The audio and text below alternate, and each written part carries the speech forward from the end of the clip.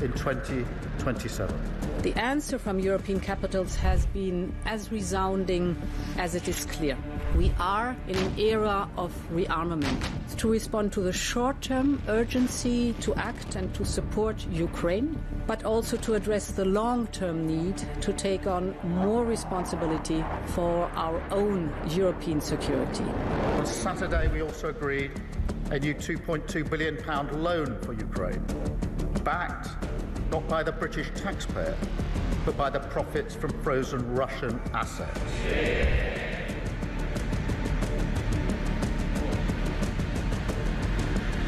It is my pleasure to bring from His Majesty the King a letter. He sent his best wishes and his regards, of course, but he also asked me to bear this letter and bring it to you. So can I present the letter from the King to you? Thank you very much. Am I supposed to read it right now? Yeah, please do. I will do. I've got to tell him what your reaction is, so I need to know. I need to know. He is a great gentleman. A great, great gentleman. He said he thinks the war's going to go on for a long time, and he better not be right.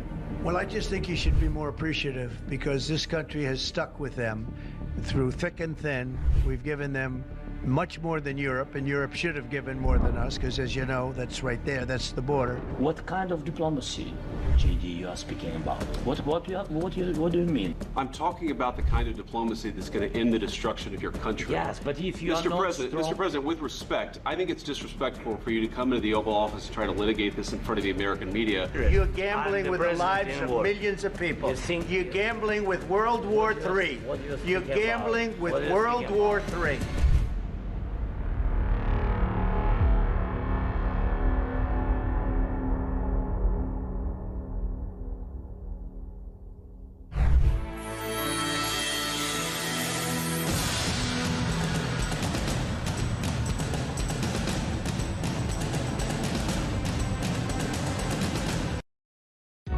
Across the UK, on DAB+, on your smart speaker, on your smart TV, and on your side. This is Talk.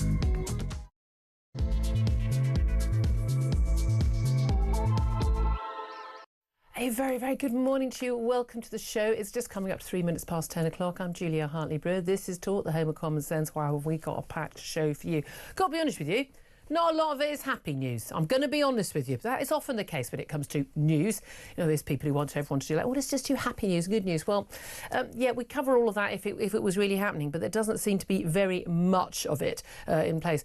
Coming up on the show, whether you're listening on DAB+ radio or on your smart speaker, watching on YouTube or on your connected device, we are going to be covering the latest immigration figures. Those figures have been long awaited. They come out on this date, and they basically reassess figures for 2023, and they give us the figures to the end of 2024. So previous figures we've had 2024, were up to June 2024. These are for the actual whole calendar year of 2024. And oh, they're fabulous reading, as Mike's just been discussing. Net migration to the UK has halved.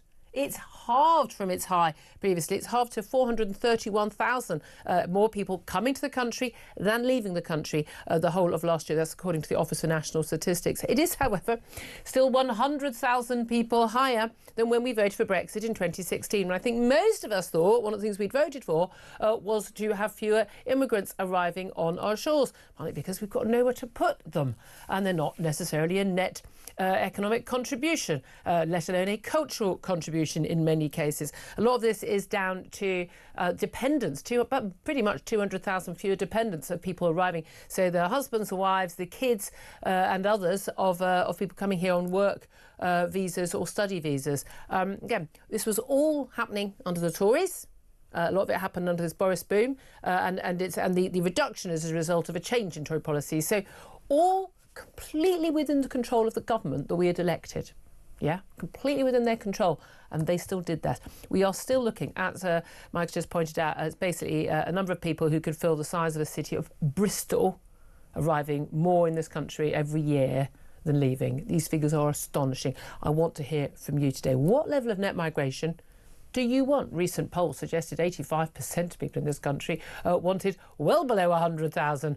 A lot of people wanted net zero, something that Reform UK are pushing. We'll talk to Richard Tice from Reform UK a little bit later in the show. But give us a call. Let us know your thoughts on those figures. 0344 499 1000. You can text on 87222. You can also get in touch on X at talkTV. Calls are charged at the national rate. Text costs £1.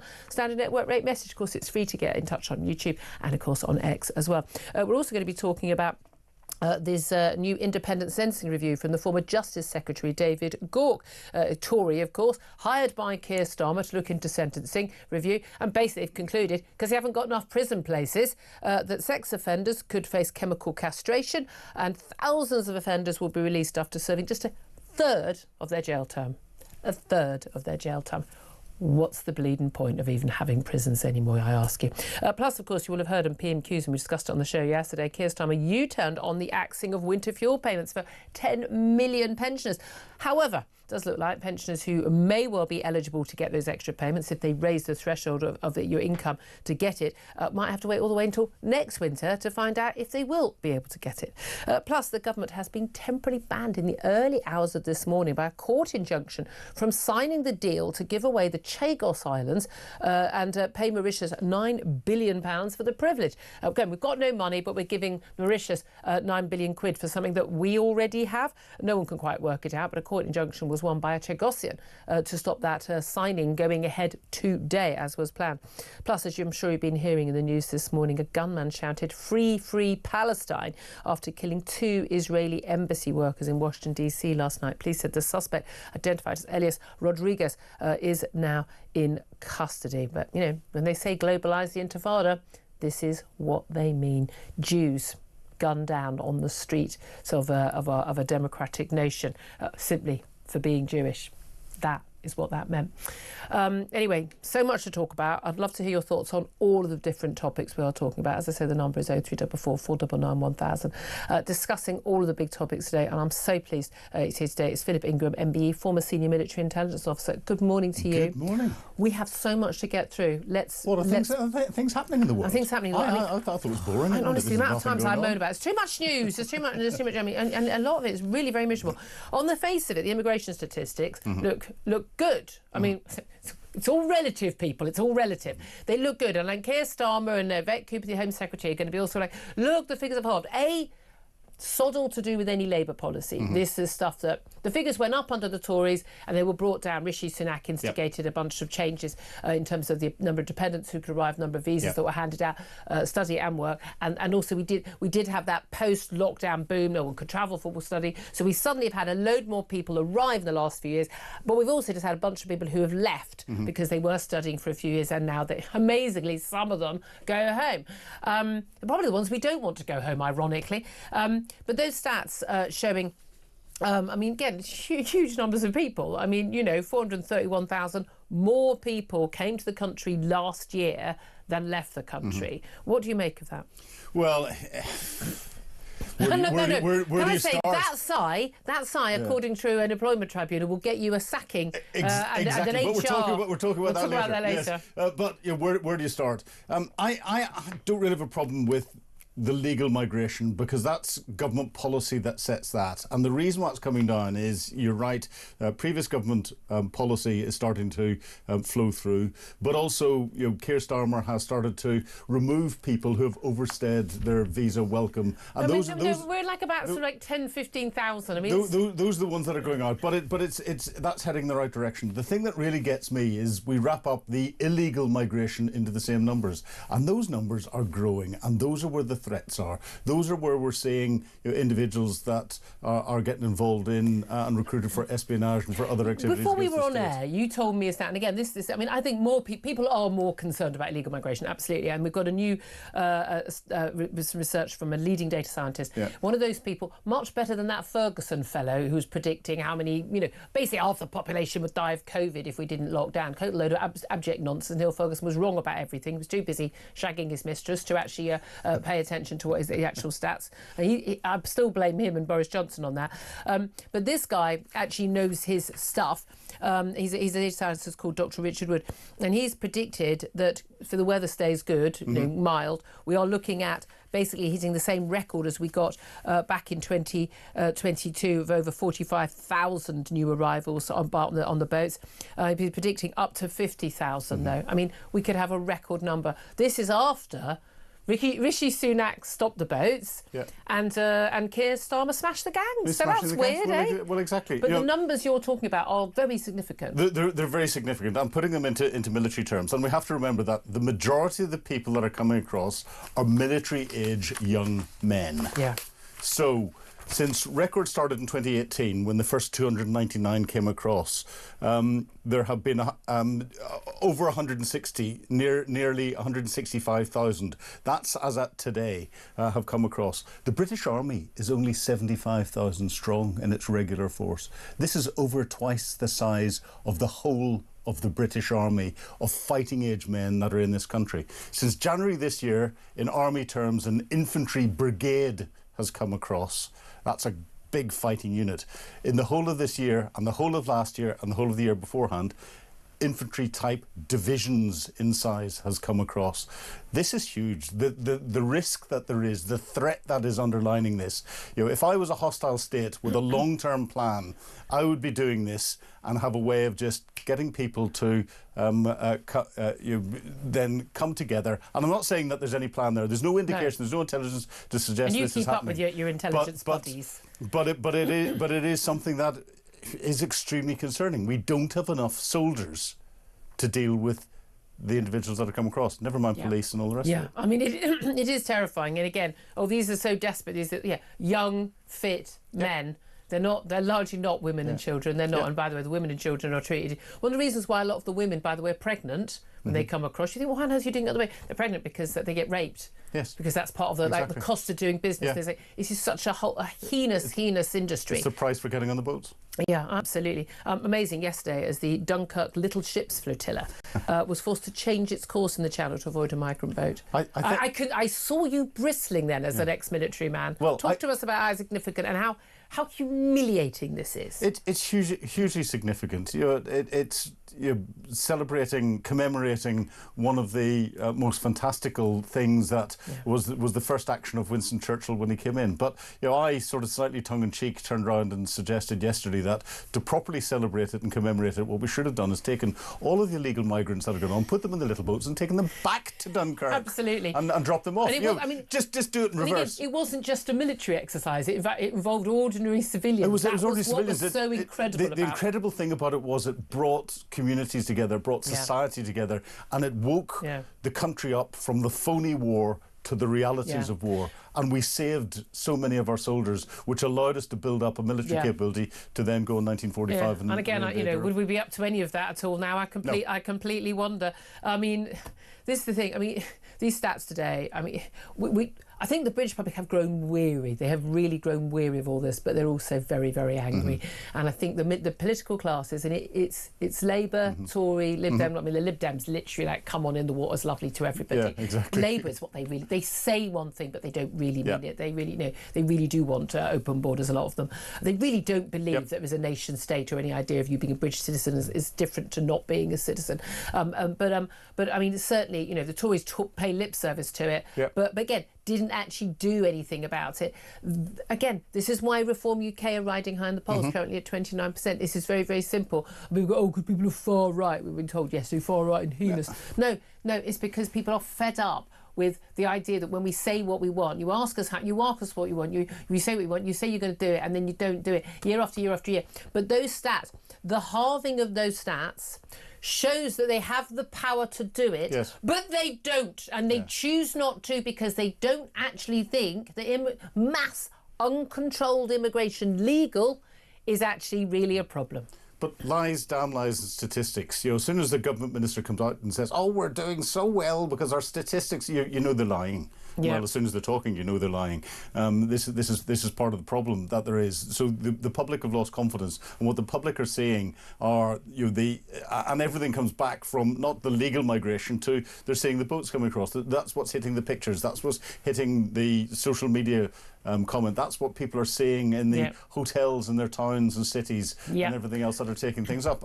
And people see that growing and increasing, and the impact it has on getting hospital appointments, GP appointments, on freebies being given out for individuals. And we see tax rising. The mainstream politicians are not waking up and smelling the coffee. No, absolutely. They really, really aren't. They really still don't get it. They also not waking up and smelling the coffee when it comes to crime.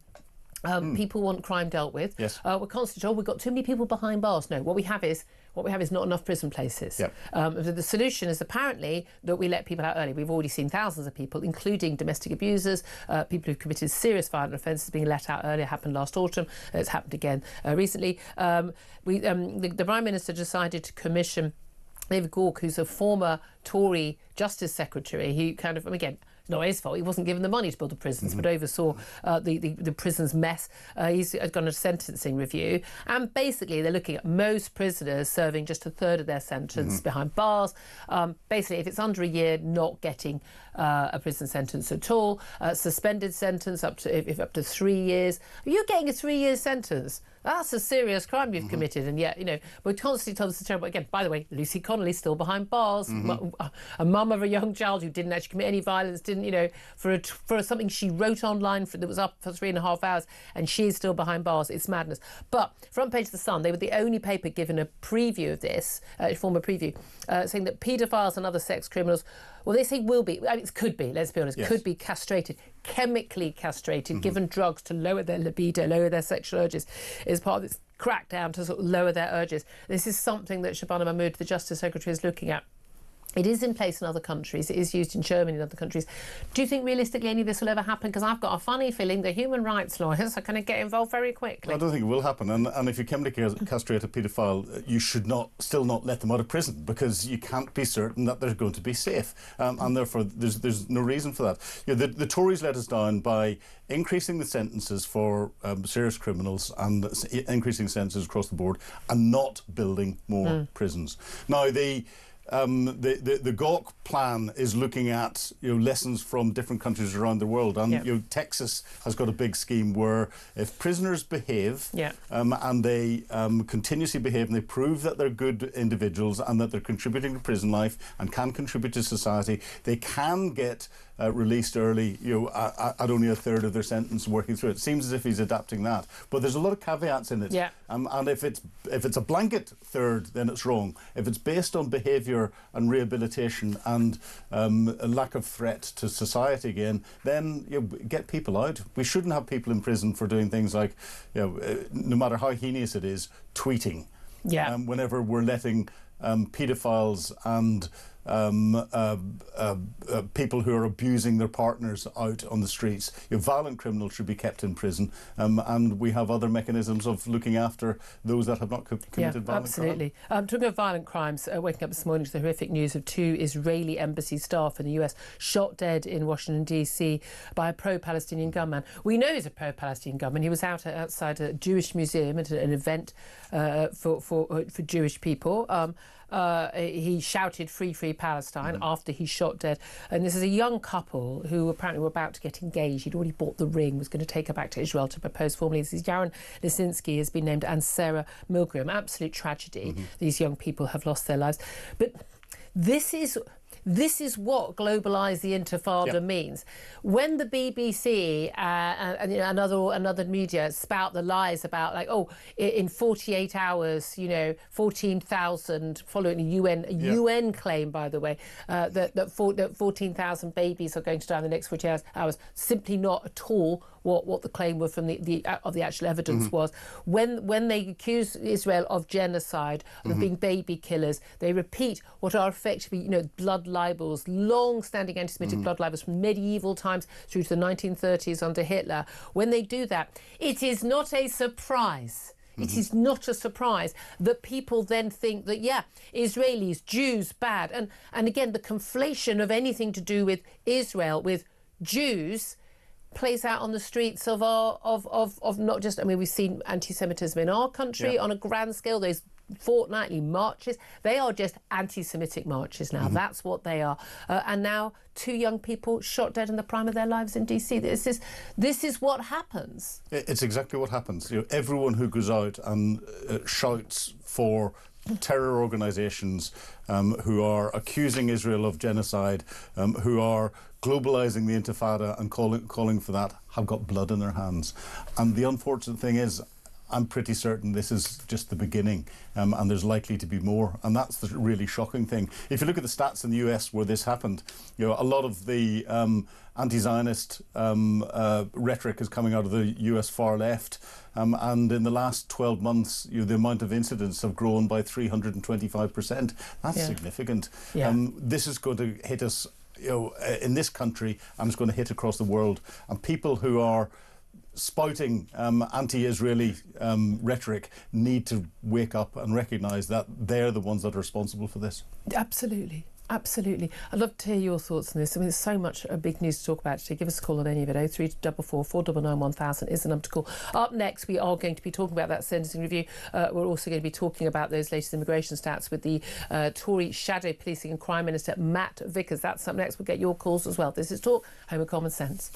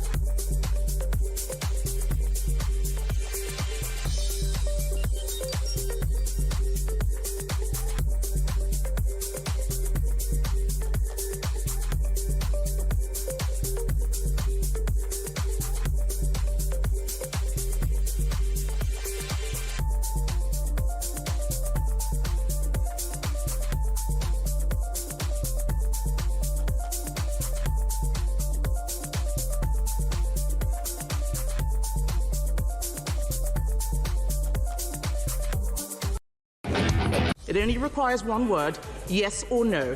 Is he planning to U-turn on winter fuel cuts? Prime Minister.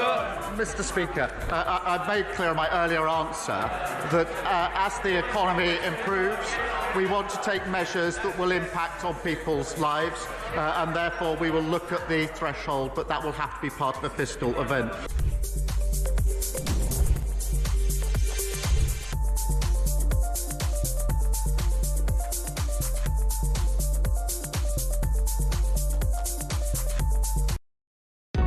Across the UK, on DAB+, on your smart speaker, on your smart TV, and on your side. This is Talk. Very good morning. Welcome back to the show. 10:23 is the time. I'm Julia Hartley-Brewer. Let's go to my first guest right now, Matt Vickers. He's Conservative MP. He's also Shadow Police and Crime Minister. A very good morning to you. Good morning, Julia. Thank you for joining us. We have a lot to get through. Let's get straight to it. Now, I mean, again, I think a lot of people will regard this as coming under your brief, even though it's an immigration issue, but because crime, you know, illegally entering the country is a crime, but also a lot of people think it's a crime by politicians to have so many legal entrants as well. The latest immigration stats from the ONS showing we've had pretty much a halving of the number of legal migrants arriving in the country over and above those who leave the country, from 860,000 back in 2023 as a result of that Boris bounce in the year before, but down to 431,000 net migrants arriving last year. Do you hail that as a success of Tory policy, or is that just the latest abject failure of Tory policy? I'd tell you it is still way too high, way too high. The reality is the numbers coming down because of what came forward from the last government with stopping people bringing their nan, their dad and their gran with them when they come over. It was the right thing to do. Why on earth we ever allowed people to bring so many dependents is beyond me. And it wasn't just bringing your wife or your kids, was it? It was people being allowed to bring extended family. It was at a scale that was just completely, utterly balmy and wrong. If you're a student, I mean, I can't think of anything worse than bringing my mum away to university with me. I think it'd be utterly nuts to have to put up with my mother at university. Why you would want to bring her? Let's hope Mrs. Vickers isn't listening, eh? I mean, I never went to the trouble of moving to another country to get away from her. But crikey, I would not want to bring her to university with me. But you are in so much trouble when you get off air, mate. You are in so much trouble. These people bringing dependents to university, students bringing. I mean, it's balmy. Yeah, but it's balmy. Happened under your watch. As in, you're an MP. Your government did it. I mean, Labour are going to claim. Labour are going to claim this is a great success, much lower than when the Tories have been charged. And you and I both know it's all down to changes in Tory policy. But the original massive boom was under you guys, and as you say, it's still way too high. It wasn't. Do you know what Kemi has said? It is way too high. She's conceded that previous governments have got it completely wrong. She wasn't the leader. I certainly wasn't a minister, so it's not quite my watch. But I completely, it is way too high. They do not need to be bringing dependents into the country. This number could have even been even lower, significantly lower, because we were supposed to bring in a salary threshold in April, which would have meant somebody who comes into this country and brings a dependent had to be earning 38,000 and something. That was the right thing to do. If you bring somebody to this country with you, you should be able to fund that person to support them. They shouldn't be reliant on the taxpayer and public services to support them. Labour trashed that idea. They've binned it, they've paused it, they've delayed it. It would have kicked in. These numbers could have been lower still. It's all going in the wrong direction. I mean, yes, legal migration is going down. Illegal migration is through the roof. It's up 38%. It was going down under the last government. The number of people in hotels was going down. Now up 28%, 30% more people coming into the country, 28% more in hotels across the country. And we know what that costs. We know what those communities, what happens to them when they've got all these pressures on them. But then the number of people arriving in boats and being removed, even though that number's going up, the people arriving, that number is going down, the people who are being removed. It's madness. I don't think it's madness, but there's a reason why you guys are doing terribly in the polls and Labour are doing terribly in the polls and Reform are up at 29% right now, is because they're not responsible for any of this stuff and they've been calling this stuff out since they began. Well, Kemi's been calling out. I've been calling out. But she was part of a party, part of a government which oversaw the growth in this. That's the thing. Can you understand why a lot of people, I'm sure a lot of my audience will be saying, oh, yeah, you're talking a good game now, but when you were in power, you talked a good game before you were in power, and then you still let it get worse. That's what they're going to say. It's very easy to say that, but the reality is that I wasn't in power. I was a backbench MP like Lee Anderson, like Andrew Jenkins. In fact, Andrew Jenkins was a minister. But the reality is they got it wrong. Kemi's conceded that. We put forward a plan, but we haven't just put forward a plan. We're in there arguing the toss. There's a bill went through Parliament last week, the chance to vote on some of this stuff. We brought forward amendments to disapply the Human Rights Act, amendments to basically the first time you commit a crime, you are going home. These were the right things to do. We were in there arguing the toss. I don't know where Reform was. It's very easy to send a tweet. It's very easy to get on the television, but it's much more difficult to get in there and actually fight to change the law. Well, I mean, again, I don't think it is hard to actually decide how many people come into a country or not. I mean, I just think it's really, really very simple. If the Home Office actually hands out the actual visas, I mean, it's really, really, really simple. Let's talk about something else there. Let's talk about, where you are as shadow policing and crime minister. I mean, a lot of people are very concerned about crime and basically concerned that basically criminals aren't being punished. Shoplifters, burglars, anything, just not being punished. I mean, rapists, even someone accused of rape, they're taking like 3 years before they even get to court. But paedophiles and other sex criminals, we're told, front page of The Sun today, will be castrated, chemical castration, to basically dull their sexual urges under a tough new crackdown, something that Justice Secretary Shabana Mahmood is looking at. It happens in other countries, but is this the answer, and do you think it'll ever happen? I think, well, do you know what? I think we should be looking at all these things, but the reality is that this is a bit of a smokescreen. Because the other thing that's been announced today is the sentencing review that's going to allow people to come out of prison after serving less than a third of their sentence. That is balmy. That is absolutely nuts. What is the point in having a court system and waiting, as you've said, months, years, to get through the courts if then somebody gets out after And again, I agree with you, and my audience would agree with you. I don't even know why we bother having prisons anymore, but which party's fault is it that was in power for 14 years, increased sentencing for a lot of serious offenders, a good thing, but didn't think you might need to build some more prisons at any point? Right. So the reason there is pressure on our prison system is because A, we toughened up sentencing and sent people to prison for longer. B, we made the decision. I agree with what the last government did in toughening up those sentences. I agree with what the last government did when it made the decision not to release people during the pandemic. I think those were the right things to do. I think we need to be locking up more people. I think that was progress. And actually, the last government embarked on the biggest prison building programme since the Victorian age. They were building 6 prisons. 2 of them were already up before we left office. A third one's opened its doors now. The others are in motion, happening. But too late. The government, it takes forever. It takes way too long. But the biggest problem with our prison population challenge is the fact that around 12% of prisoners in our prison estate are foreign national offenders. Those people need to be returned from wherever they came, and they need to be returned straight away. Last week in the House of Commons, there was a vote to do just that. There was the opportunity to A, disapply the Human Rights Act, and B, make the decision that anyone who comes to this country and commits a crime should be deported. It's the right thing to do. OK, but again, wasn't happening under the Tory... Again, I'm going to keep harking back on this. Wasn't happening under the Tory watch. And by the way, maybe a lot of these people shouldn't be in the country in the first place, because it's not like these people were all just sort of, they didn't have little halos on or their little angel... That's probably where we need to get to. They didn't have their angel wings on when they arrived here, a lot of these people.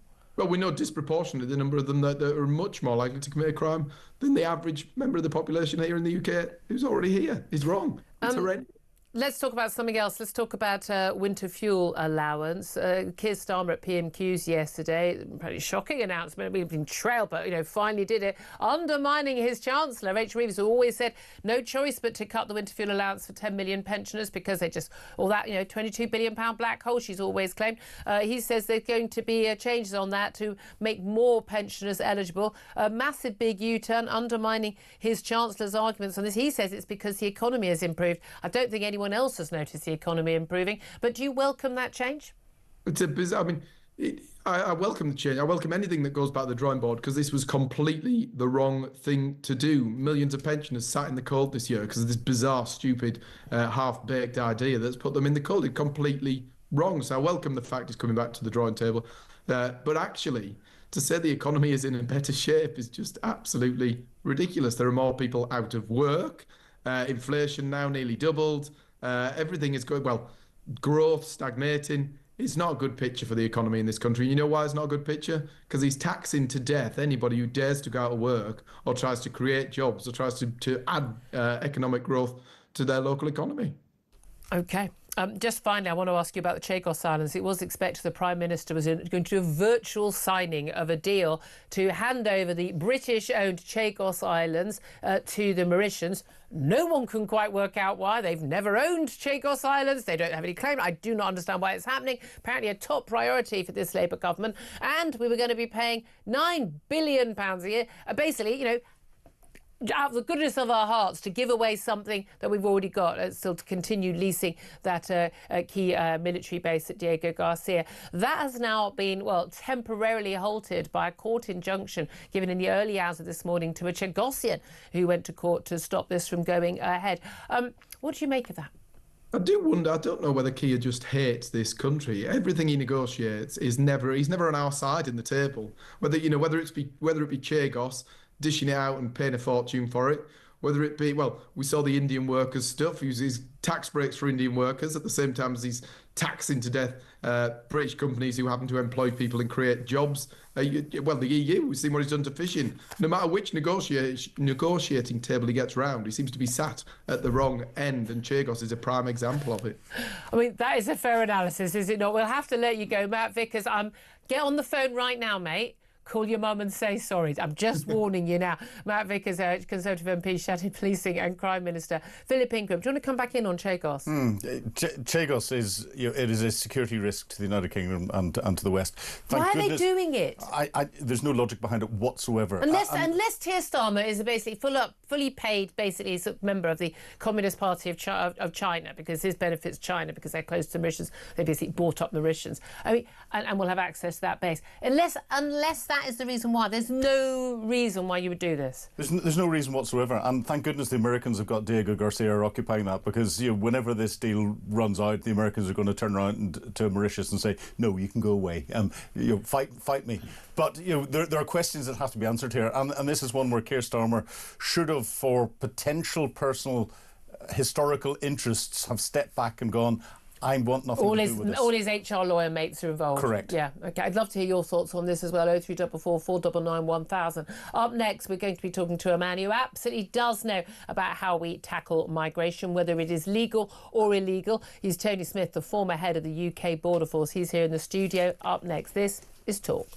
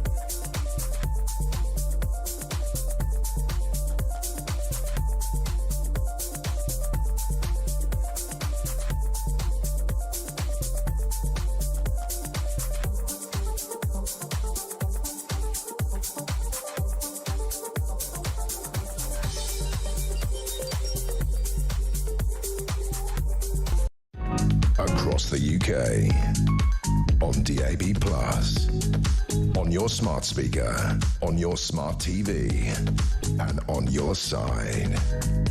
This is Talk. Very good morning. Welcome back to the show. 10:36 is the time. It is, I told you, a packed show today. So much to talk about. And none of it good news. I'm not going to lie. None of it good news. If you want to have your say on any of the topics we're talking about, 0344 499 1000. We will, I promise, get to your calls very, very soon. But lots of top guests to get to. First up, let's talk more about those latest immigration statistics that have come through from the Office for National Statistics. They're always expected around this time. Tony Smith is the former head of the UK Border Force, and he has joined us in the studio, along with Philip Ingram, of course, a former senior military intelligence officer. I've got all the people who know what they're talking about in the studio. Let's just go through these figures, Tony Smith, because I want to talk to you about illegal migration. You've dealt with that an awful lot. But we also have control of legal migration. In theory, we saw a massive boom coming ever since Tony Blair. Basically massive boom through the 2000s. It was put on steroids under David Cameron in 2010 and then continued. We had that vote for Brexit in 2016. Big part of that was about cutting migration, legal and illegal, but illegal we knew the government had control of in terms of the EU. After that, Boris Johnson got into power. For some reason, it seemed to think it was a great idea to basically open the doors to everyone from outside the EU. We had these extraordinary stats for 2023. Net migration of 860,000 people more came to the country than left the country. It was actually over like 1.2 million, I think, who came to this country to live. Those figures have now been, halved. Extraordinary. 431,000 more people came to the country in 2024, the calendar year, than left the country. I know the government's going to hail this as a good thing and a great victory. All of this is down to changes made under Rishi Sunak's premiership. What's your reaction to those news? I mean, it's a halving of the figures. Is that good news? Well, I think we need to put them into context, Julie, as you say, that actually these figures go from the calendar year January to December 24 to start with. The last three quarters of that are still provisional, so they may get updated. And usually we do see figures updated. You usually do see an upturn, but I think you're right, the government will claim credit for this. It's 430k, half of what it was the year before, but it's not down to this government because actually the changes introduced by the Conservatives just before they were de-elected expected, if you like. And what were those crucial changes? Well, essentially they stopped issuing so many care worker visas. There was a huge surge of those under Boris Johnson. Care worker dependents were stopped, student dependents were gone. So there were big visa changes that are now filtering through into these figures. I mean, something like 200,000 fewer dependents of students and, as you say, low-paid care workers, people who, by definition, are an economic cost of the country. What the Conservatives are saying is that this was down to them, but they will admit it was too little, too late. Actually, the Boris wave is still, reverberations are going to continue. I never thought I'd come on here and say 430k is a good figure. It's nice, and this is the thing, because I think a lot of the politicians will be saying, the Labour side will go, look at these figures. Tories will say we helped get it down. The Labour will say, well, look at the figures on us. Most people aren't going to drill down into it.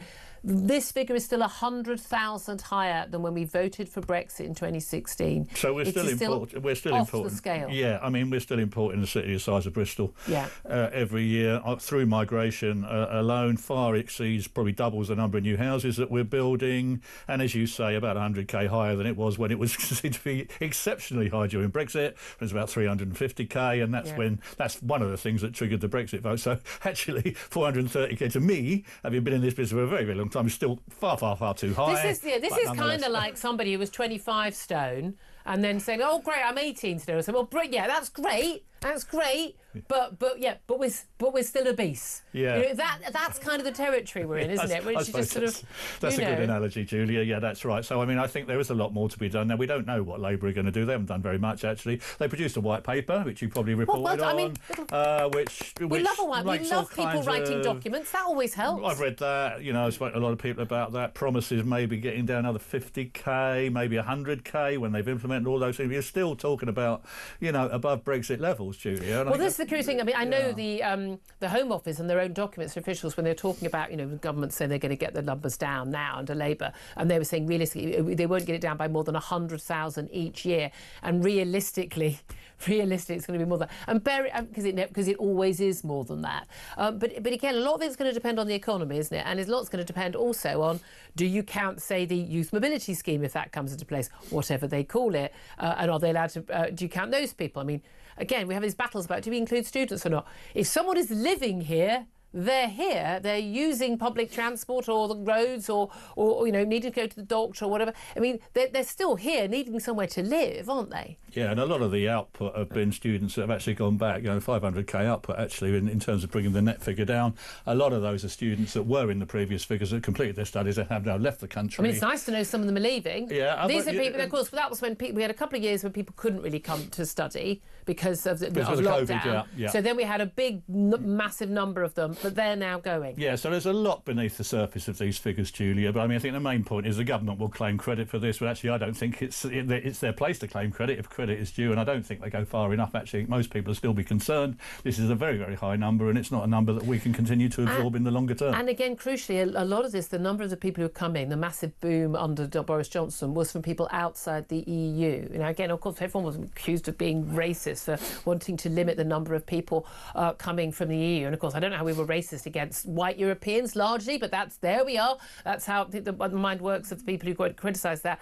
But we have seen a massive boom in people coming from India, from Pakistan, from Nigeria, other countries. Now, we have seen an issue, cultural differences, and this is the thing, and people go, oh, you've got a problem with someone being brown. That is not the case. The issue is whether people can speak the language, whether people can integrate, can assimilate, and are living within the communities that already exist here, or living parallel lives in parallel societies, and that's been a massive issue, hasn't it? Yeah, integration is a huge part of immigration, actually, Julie. We've never been very good at it, actually. We don't get away with it because the numbers for, historically have been quite low. But when you start seeing large numbers of people moving into communities, if you haven't got a really good reintegration strategy, so they start to adapt to the norms in that community, they start to adapt to the new lifestyle, you then get sectarian problems in communities, which I think we're beginning to see. We are beginning to see. You get overseas battles brought onto your shores. We've basically imported anti-Semitism to our shores. So this is one of the problems of large-scale, uncontrolled immigration. Is you have to have a certain... You have to limit to a certain number so that there are fewer people arriving, so that they're almost forced to integrate, but also you want people who want to integrate. I don't understand. I don't really understand the expat thing when people go like, live in India and then just live a lifestyle that is completely like British. I don't really understand why people want to do that. It doesn't appeal to me. I would want, if I was going to live somewhere, it's because I want to make that place my home. I would speak the language. I would, which is why I like living in Britain, because I think Britain is the greatest place in the world to live. I really do. But this is the thing. There is an impact on this, and the problem is the politicians. You've dealt with a lot of them in your role as former head of the UK Border Force. They don't really see that as a problem because it doesn't impact them. They just get some cheap cleaners and cheaper builders. What's the issue? So I worked for 40 years in the Home Office, ending up as head of the Border Force. So I did an awful lot. That's a lot of this over a great many different, colours of government all the time. Been there, done that. Well, I stand up for border control. Of course, I do in immigration enforcement. I support the officers that are out there doing that work. It's nice to know someone who works for the Home Office supports border control. When you get into politics and you get down here into Downing Street and Whitehall, there's a lot of departments that are pro-immigration, Julia. So you're fighting against the Department of Health. They will say we need more health workers. Agricultural sector will want more people. A lot of sectors, even some economists will say it's good for the economy. I think that's been discredited now because at least we're now talking about GDP per capita rather than GDP. But I think what's happening now, we're seeing so many people coming in. There's a pressure on the welfare state. This is the issue. We've always had a welfare state in this country. People in this country expect to be able to see a doctor. If they're down on their luck, they expect to be able to get benefits. They expect to be able to get at least some kind of social health. I think people are not seeing that anymore because seeing the competition for those. Now, therefore, it's quite it's perfectly reasonable for those people to turn around and say, well, why are we bringing in so many people from overseas that are drawing on our welfare state? If they're a benefit to us, why would they ever need to claim benefits? Some of the studies that have been done by the by the Policy Exchange will show you that actually they're not over their lifetimes net contributors. And now, some migrants are, to be fair, some are, but many are not, especially low-skilled migrants who bring dependencies. Who might do very useful jobs and everything, but we've got plenty of unemployed people here who could do those jobs. Exactly. So we need to fix those problems at home and stop relying upon importing large numbers of low-skilled workers, which actually, I'm afraid, are in the end a net drain on our economy. Yeah, absolutely. Can I also ask you about, obviously, having been the former head of UK Border Force, dealing with illegal migration, latest predictions from a data scientist who's been right all the time before is that we are looking at this year, if calm weather conditions continue, and we've seen a massive increase, about 40% in terms of number of arrivals on migrant boats in just this first part of the year already, after by the way, the boats were stopped and the migrant gangs were smashed. But that's not really showing up in the stats yet, is it? That we're looking at hitting that record number of around the 46,000 people arriving on the boats, largely men of fighting age, as Philip Ingham's been pointing out. But we could be hitting the 50,000 mark. I mean, how concerned are you about that? And in one sentence, what could be done about it? Well, it's a huge concern, Julia. Of course it is, because these are undocumented migrants. We don't know who they are or where they're from. They throw away their passports. I wrote something last week about the screening process. I don't know if you saw the HMIC report on the screening processes at Manston. I've been to Manston. The officers there are under pressure to get people through within 24 hours, Julia. Yeah. You've got an undocumented migrant in front of you. You've got debriefers. You've got officers waiting to give them dry clothes, and you've got to get them out. If you don't, then the Home Office faces potential lawsuits for keeping people longer than they're allowed to under the regulations. And this is they arrive undocumented and they arrive 24 hours and then they're just basically sent off to a hostel or a private flat. So I did all the screening for London 2012. I did border security for many, many years. You have to be able to hold people, at least so you've been able to do a thorough investigation into who they are, what they're saying and what they're doing. We know that some of these people will be potential terrorists. Well, look at the latest news, Julia, some of the people that are now going on to commit mischief or being found to be, miscreants later on. Now, that's not good enough. We really could and should be detaining all of them when they arrive, at least for so long as we can thoroughly screen them. The other thing that's missing, as we've spoken about, is the removals deterrent. Yeah. Why did they scrap Rwanda? Why did they scrap that? There's nowhere to send many of these people to. They won't go back to France. They can't go back to their own country. Ergo, they know they're going to be allowed to. You must have a removals deterrent as well as really thorough screening. So, Quebec detention and removals, it's what that's all about. Really basic, and I'm afraid we've lost the plot on that, I'm afraid. Tony Smith, thank you so much. I know you know what you're talking about, former head of the UK Border Force. Thank you very much. And we're going to take a quick break. Up next, going to be talking to the spokesman for the Israeli embassy, Orla Goldschmidt, about those horrific shootings of two young Jewish Israeli staff members in DC overnight by a man who shouted, "Free, free Palestine." What could his motive have been? This is Talk.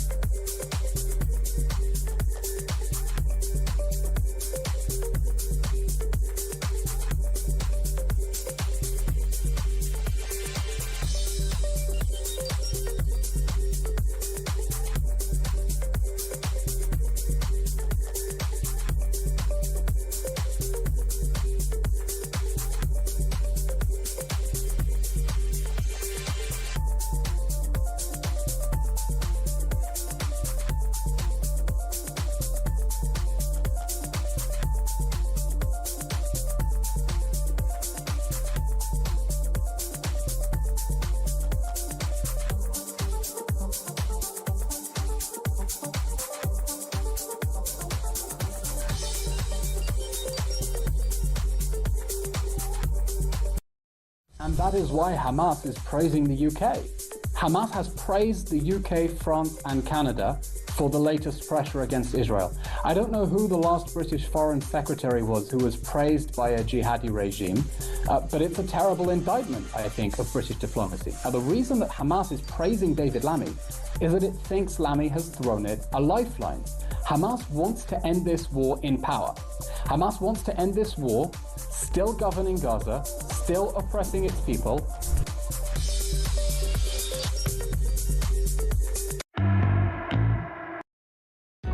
Across the UK, on DAB+, on your smart speaker, on your smart TV, and on your side.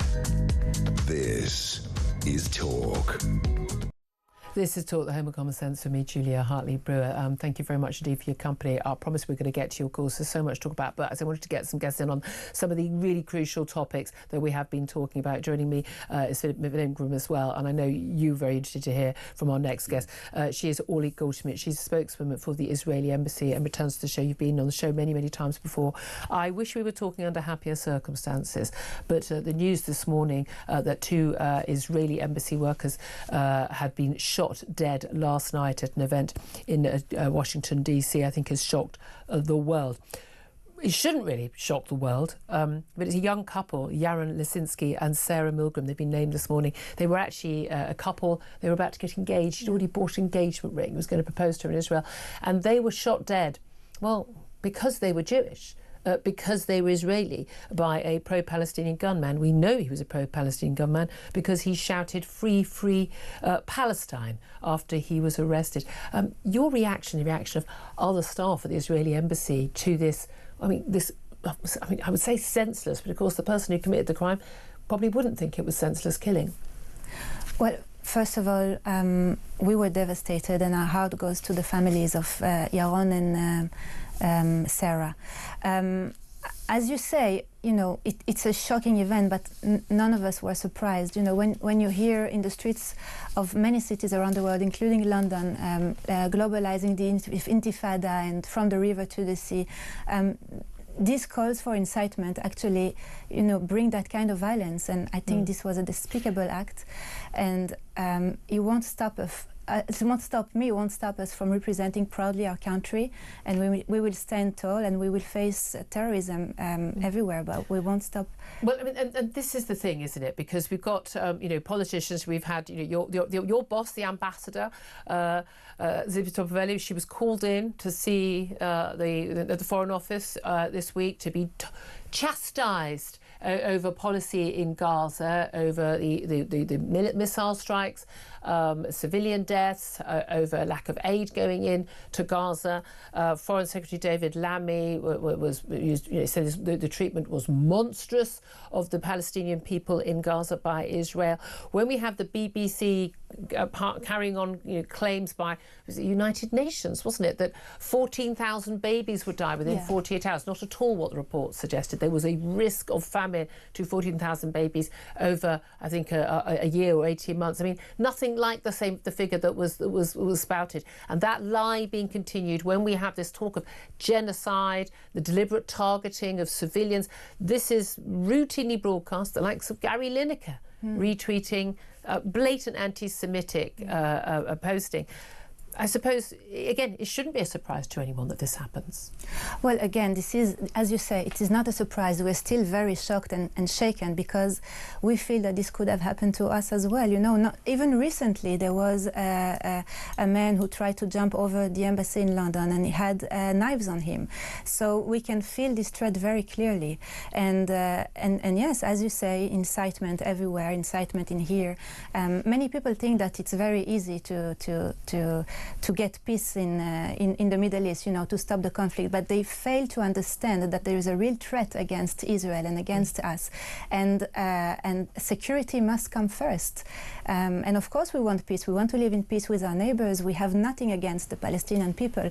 Our concern is Hamas only, and Hamas that is using the Palestinians against us and against the Palestinians themselves. You have seen, I'm sure, those courageous Palestinians going out in the streets of Gaza against Hamas and saying, that's it, no more, we don't want Hamas It's anymore. Amazing, actually, the rise, and those are incredibly brave souls, aren't they? Incredibly. Because we've seen what's happened. People are tortured, murdered, they've been shot in the knee by Hamas fighters for actually, because that's what Hamas thinks of their own civilians. But this the conflation of Israel, Zionism, the right of the Jewish people to their own country, to their own state, and the conflation of that with Jews, and Jews as a problem, and the rise in anti-Semitism, I think it has been terrifying, not just for Jewish people in this country, in America and elsewhere, but I think it's been terrifying for many of us watching on that this has happened. I think we thought we were beyond that was not something that would happen in our country ever again. Look, we had the rise of Jeremy Corbyn and the hard left in this country, and my God, the man almost became Prime Minister at one point in 2017, absolutely terrifying. But I don't think most of us thought that could ever happen, and yet the normalisation of blatant anti-Semitic comments, I think, is a worry, isn't it? It's a big worry. I can tell you that people working at the embassy today were looking around behind their shoulders to make sure that they're not being followed, and that's just because they've decided to work in a place that represents Israel. And bearing in mind these murders last night, they weren't at the Israeli embassy, or they were at the Capital Jewish Museum. That was where it was an event taking place at the Capital Jewish Museum. That's where they were. Yeah. But when they say globalizing the Intifada, it's about Israel, it's about Jews around the world, and I know that Jews, I can speak for friends that I speak to here, they don't feel safe here. They feel the threat every day. Recently there was someone that took out a mezuzah in front of the front door of this. A This was the symbol that it's a Jewish home. Yes. With a knife. She took it with a knife. It shows that something is going very wrong. I have knowledge of a teenager who applied to university, applied to the London School of Economics, where of course your ambassador was treated abominably. I remember having her on the show the next day, and she's been advised by a fellow Jewish girl who's at the London School of Economics right now. No, don't come here. It's not safe. It is not safe for you because you're Jewish. Now, a major London university where a Jew can't feel that she's safe to go to university. I mean, I think that's a national embarrassment, a national shame. Well, I hope this changes. I hope people will be able to feel safe again, not only in Israel, but everywhere around the world. They should not feel threatened because they're Jewish or because they work in some specific place of work. Or support the right of Israel to defend itself. Or support the right of Israel to defend itself. Philip Ingram, you want to come in on this? Well, yes, there's so much disinformation around. Hamas does not represent the Palestinian people. No. The last conflict Hamas had before the current one was with Fatah, who represent the Palestinian or part of the Palestinian Palestinian Authority. People forget that there's 2.1 million Palestinians who are free citizens with full rights living in Israel. They're known as the Arab citizens. There are Arab citizens, part of the Israeli army, who are trying to deal with the terrorist organisation that's Hamas. And we've got double standards in this country.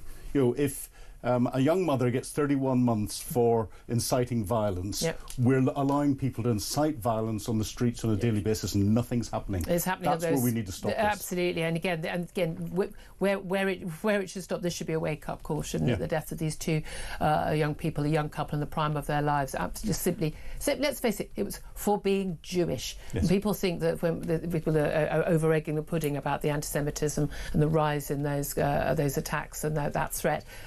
This is the reality of it. Orly Goldschmidt, spokesman for the Israeli Embassy, thank you very much for joining us. Send our best to everyone at the Embassy on behalf of us here.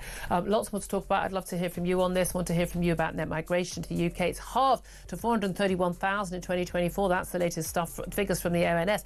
But it's still 100,000 higher than when we voted for Brexit. What is the level of net migration that you would like to see? Give us a call. 0344 499 1000.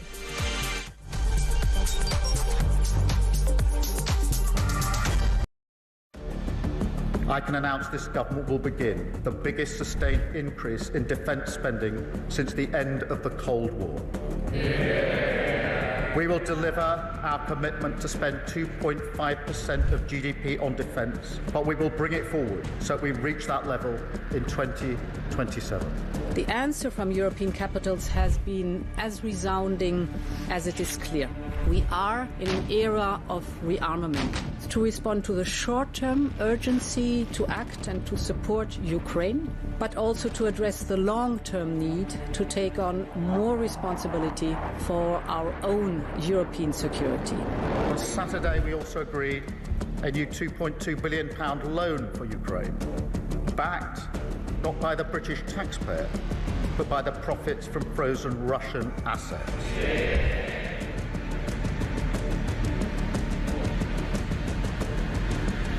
It is my pleasure to bring from His Majesty the King a letter. He sends his best wishes and his regards, of course, but he also asked me to bear this letter and bring it to you.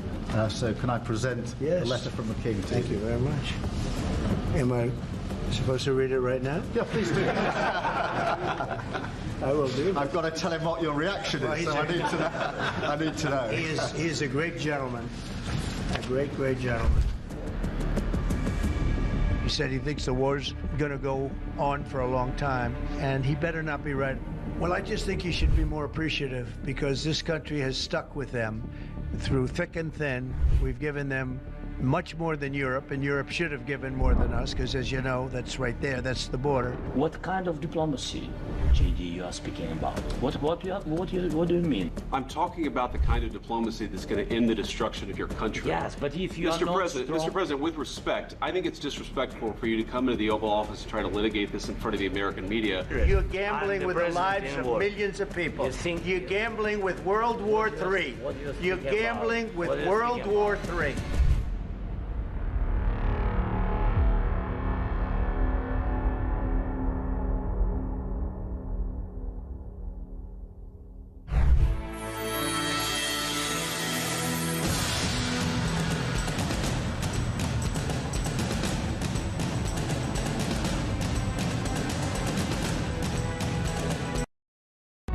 Across the UK, on DAB+, on your smart speaker, on your smart TV, and on your side. This is Talk.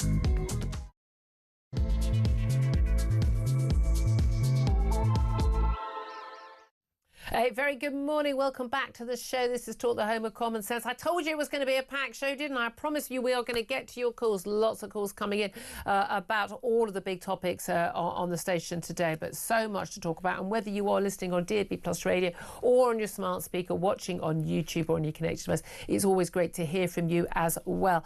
I'm Julia Hartley-Brewer. Philip Ingram, MBE, former senior military intelligence officer, is also joining me. We've got lots more top guests, including in an hour. We're going to have Richard Tice on the show. I wonder if the Reform UK Deputy Leader might or might not want to talk about the net migration figures we've just had from the Office of National Statistics. They came out at about 9:30 this morning, and they showed whoopity-doo-dah. Net migration to the UK has halved from 2023 to 2024. It's gone down to 431,000 more people. Sorry, 431,000, coming to this country. More than left the country. Apparently, we're all supposed to be happy about that because it's halved. It is still a city the size of Bristol arriving every year. And we're supposed to go, yeah, fine. It's also 100,000 higher than when we voted for Brexit in 2016. And I'm pretty sure one of the things we did vote for was taking back control of our borders, deciding who does and does not come into the country. 200,000 of that fall, by the way, is dependents coming. Students bringing their pretty much extended family. Care worker on 25 grand, bringing their extended family as well. Funnily enough, not making a net contribution to our economy. I know, I'm as surprised as you are, but I'd love to hear your thoughts on that. In particular, what level of net migration do you want? Is it zero? Is it net zero? One in, one out. That's what Reform UK are saying. 85% of people, according to a recent poll, said they wanted it certainly in the tens of thousands. Do you remember that promise? Simpler, happier times under David Cameron of tens of thousands of migrants and immigrants. Bearing in mind, under Tony Blair, routinely, we had only 20 or 30,000 at the start of his premiership. That was the norm then. So what changed? I'd love to hear your thoughts. 0344 499 1000. Text on 87222. Get in touch on X at talkTV. And calls are charged at the national rate. Text costs one standard network rate message. We're also going to be talking about the illegal channel crossings by migrants. They're on course to hit a record 46,000 this year. Could well hit 50,000. That would indeed be a record, according to new forecasts. Also, leaked memos show that Deputy Prime Minister Angela Rayner urged the Chancellor, Rachel Reeves, to consider restricting access to benefits to the NHS and the state pension for recently arrived immigrants. Again, I thought we were told they were a benefit to us, so why would they need benefits? Plus, we've seen, of course, the former Justice Secretary David Gauke's independent sentencing review. He's a Tory who was asked by the Labour Prime Minister Keir Starmer to come up with a way of dealing with the fact that we ain't built enough prisons, we've got too many criminals. And he suggested that basically we should see people who behind bars who behave well will get released only a third of the way through their sentence. Yes, really. Plus, there's talk of sex offenders, paedophiles and rapists getting chemical castration to prevent them from offending again. We also saw that U-turn on winter fuel from Keir Starmer and PMQs yesterday. We talked about that on the show as well. But when will pensioners actually find out whether or not they're going to get their winter fuel payment back? Could be many months to find that out. We'll talk about all of that and plenty more besides. As I say, joining me to have all that chat is Philip Ingram, former Senior Military Intelligence Officer. Good morning to you. Good morning. There's clearly nothing to talk about. No, I mean, Sarah, I haven't even got to the Chagos Islands. We haven't even got... I mean, there's so much more. Yeah. I can't deep sigh at you because there's a story about an employment tribunal that ruled that if you're deep sighing at a colleague or an employee, that could be discriminatory. Yes. Even if that's the only person you're deep sighing at. I'm thinking if you're deep sighing at someone... I mean... HR, what are we going to do about HR today? Let's deep sigh at that. Look, let's talk about this immigration. What do you make of this? Are we cheering at these net migration figures coming down or not? Well, you use the analogy of congratulating someone from getting from 25 stone to 18 stone. The reality is it's 25 stone and they've gone up to 30 stone and you're congratulating them for getting back to 26 stone. Okay, yeah. So, no, it's not good. As you said and as Tony Smith said, a city the size of Bristol coming in every year, there is something. This is politically controlled. Those are the legal. These are the legals. Legal migrants, but they also wrap the numbers of the illegal migrants up into it as well to try and hide those. And I think there's so much more needs to be done, and we're seeing very little initiative out of this government on the legal migration. These statistics have come from what the previous government was starting to do. Exactly, and again, the numbers went up massively they went up massively under Tony Blair, then they exploded under the Tories, they exploded even more after Brexit, because we were limiting EU migration, but we kept all the people who were already here, and then a massive explosion of people from India, Pakistan, Nigeria and elsewhere under Boris Johnson. A huge number of people came in, and then Rishi Sunak brought that down. So look, anything that's happened here has got nothing whatsoever Conservatives do Labour government. This is all stuff that happened effectively before they came into office. But even the Tories are saying, well, we did act, but it was too little, too late. But again, my reasoning. But why didn't you act? We were told for years, immigration was a benefit to the country economically. I've argued for years that it's not. I can see quite clearly it wasn't. The stats now are very, very clear that it absolutely has not been. The vast majority of people who come to this country are not beneficiaries. We're not the beneficiaries of them. Yeah, if you've got some French or American who turns up, or an Indian, billionaire, you turn up, you create jobs, you're paying loads of tax. Absolutely, we're happy to have some of those people. Thank you very much. But actually, your average, arrival from Romania or Bangladesh, no, funnily enough, those people with low skills, low educational qualifications, working in low-paid jobs are not going to be a net benefit to us. I mean, I don't know why everyone's surprised by that. Yeah. We don't have a net contribution test, which should be the first test that's in there. Contribution financially, contribution culturally as well. They say they're bringing that all in, but I simply don't believe that they are. And we go back to the 50s and 60s and we look at that. My ex-father-in-law came from India. Whenever he came to this country, he was more British than anyone else. He even changed religion and came in. He still kept his Indian culture that's going through, but he married a British woman. In the 1950s, that is unheard of. And you find, if you look back in society, you look at the Windrush generation that came off the boats. People are coming off wearing their hats in suits, ties, and trying to integrate within society. Absolutely. There was prejudices because of skin colour, but people tried to integrate. We're now getting zero integration and people being encouraged to live in what are becoming, in many cases, silos and ghettos. Yeah, absolutely. And that has to change. Yeah, absolutely. Again, I don't even know what we start doing about the people who are already here who haven't integrated, and a huge number don't speak English, etc. It's a massive issue, isn't it? But again, with so many people coming to this country, and again, a very interesting point that Tony Smith made, and he's the former head of UK Border Control. I mean, so the man knows what he's talking about. Okay, he's at 30 years at the Home Office he worked. He pointed out that even when the Home Office is getting a load of pressure on this, and you've got to do something about it, cut the numbers, and the number 10 Downing Street's getting it. The Treasury, the Department of Health, the Treasury wants to bring more people in because it makes the figures look better because they're getting pressure from business, aren't they? Saying we'd like lots of low wage people to come in and do the jobs that we can't get Brits to do. The Department of Health, they want care work, nurses, and there's an agricultural sector want workers. Education department sector, they want students who pay a large sum of money. There's all these different pressures saying bring these people in, and of course you've got the middle classes who go, oh well, we shouldn't have borders at all, and isn't immigration wonderful? We've got a lovely deli at the corner of the road, and my cleaner's Romanian, and my builders are from wherever. I mean, they're living in a completely different universe. These people. Oh, very much so. And this is where the government, these different departments, it's easy for them to get trained nurses from overseas or care workers that are going to work for below minimum wage in some places from overseas and all the rest of it, instead of fixing the problem of getting the right people in the UK. Welfare. If you're not going to fix our welfare system, you're going to have to carry on importing people. Simple as that. We could solve the nursing crisis overnight by removing tuition fees for people who want to go into nursing and or medical degrees. And raising the cap on the number of people who can.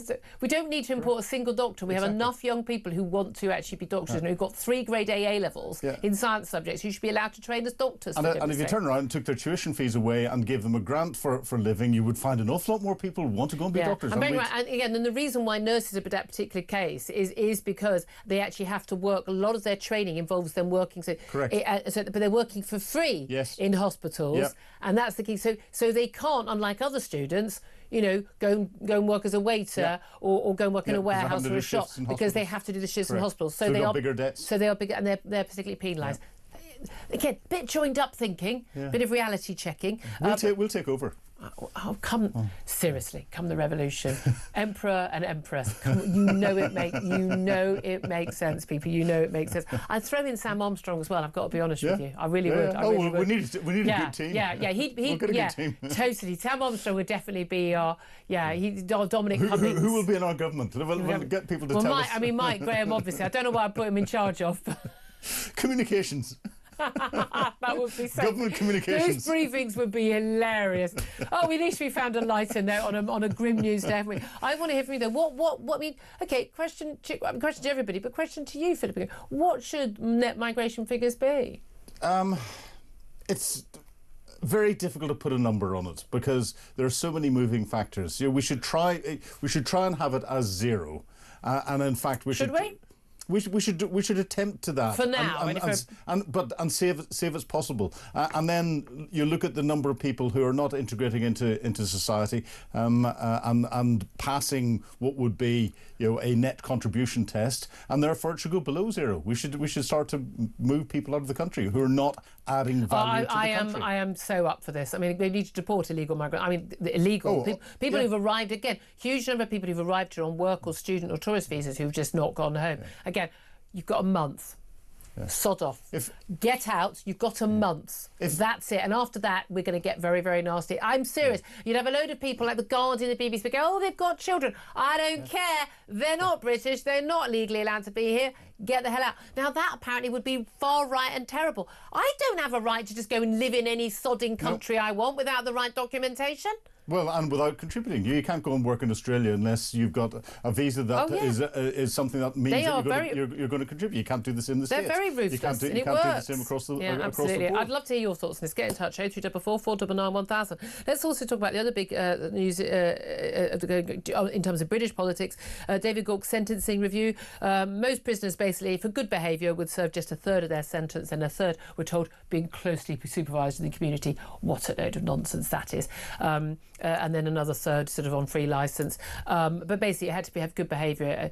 This is the thing. They're basically serving only a half now, sometimes only 40% now. I don't know why we've sent anyone to prison at this time. It's absurd. But also the talk about dealing with particular sex criminals, paedophiles, rapists, and some of them moving toward, I mean, some actually already are actually chemically castrated, but a tiny majority. This is used actually in other countries on a more widespread basis, but chemically castrating some of these people in return for their freedom. So if they don't have, we're not talking about cutting off the meat and two veg, we're talking about taking drugs, being forced to take drugs which basically stop you having those sexual urges. But apparently these drugs are really, I mean, very unpleasant for people. I'm not saying I want paedophiles to have a pleasant life. I mean, I'm not defending that. But whether or not this is going to be viable as a policy, because I think most of us just think, I think I'd rather you kept them behind bars. Well, I think, call me old-fashioned. I think most of the studies say that you cannot stop a paedophile being a paedophile. And chemically, you're then either attracted to children or you're not. You're then just taking a risk, and therefore, I don't think anyone who's convicted of a paedophile-related crime should be allowed out at all. In fact, we should put more of them behind bars. And the number of paedophiles, they've got 10,000 images of men raping children, and they're not even going behind bars. You don't think those people are a threat? I mean, my thing is, I always want to say to those judges, if you don't think they're a threat, let them babysit your kids or grandkids. Well, exactly. Honestly, if you don't think they're a threat, but you're happy to put them back on the streets with everyone else. Yeah, but if they sent a tweet out, then they would. Well, they shouldn't. If they don't tweet about it, don't tweet about it, because then we'll have to put you behind bars. But that is where we are, isn't it? It is. It's shocking. Do you think it's interesting that Keir Starmer, though, asked David Gauke, a former Tory Justice Secretary? I'd get on well with the guy. He could be in the Lib Dems. He's a Lib Dem to all intents and purposes, isn't he, David Gauke? Very nice man. Been on the show many times. But basically getting him to do the sentencing review, giving him a bit of cover. There's this whole thing that everyone does now. Tories hire a Labour person, Labour hire a Tory person, and they think it all looks really good. What most of us look at is going, you're the uni party. You agree on everything. That's why, by the way, you're both down in the polls. Well, I think Gawker proves that one thing the Tories were saying, that they're a broad church. If he can appeal to Lib Dems, you think he's that, and Labour coming in. Some of what he's going through is quite sensible, but it's a shame it wasn't done properly early in the Tory government. Looking at different models around the world to see what is good, and they let people out at a third of their sentence.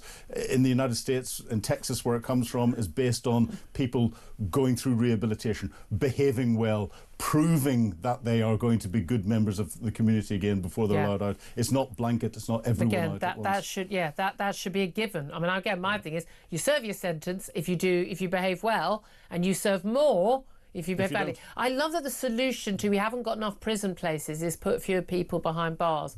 There's this nonsense claim that community sentences have a lower reoffending rate. That's because by the time someone goes to prison, unless they've written a hurty tweet, by the time someone goes to prison, the odds are they've committed so many offences. Of course, they're going to carry on committing offences when they come out. You think someone who's committed on average 10 or 20 shoplifting offences they've been convicted for.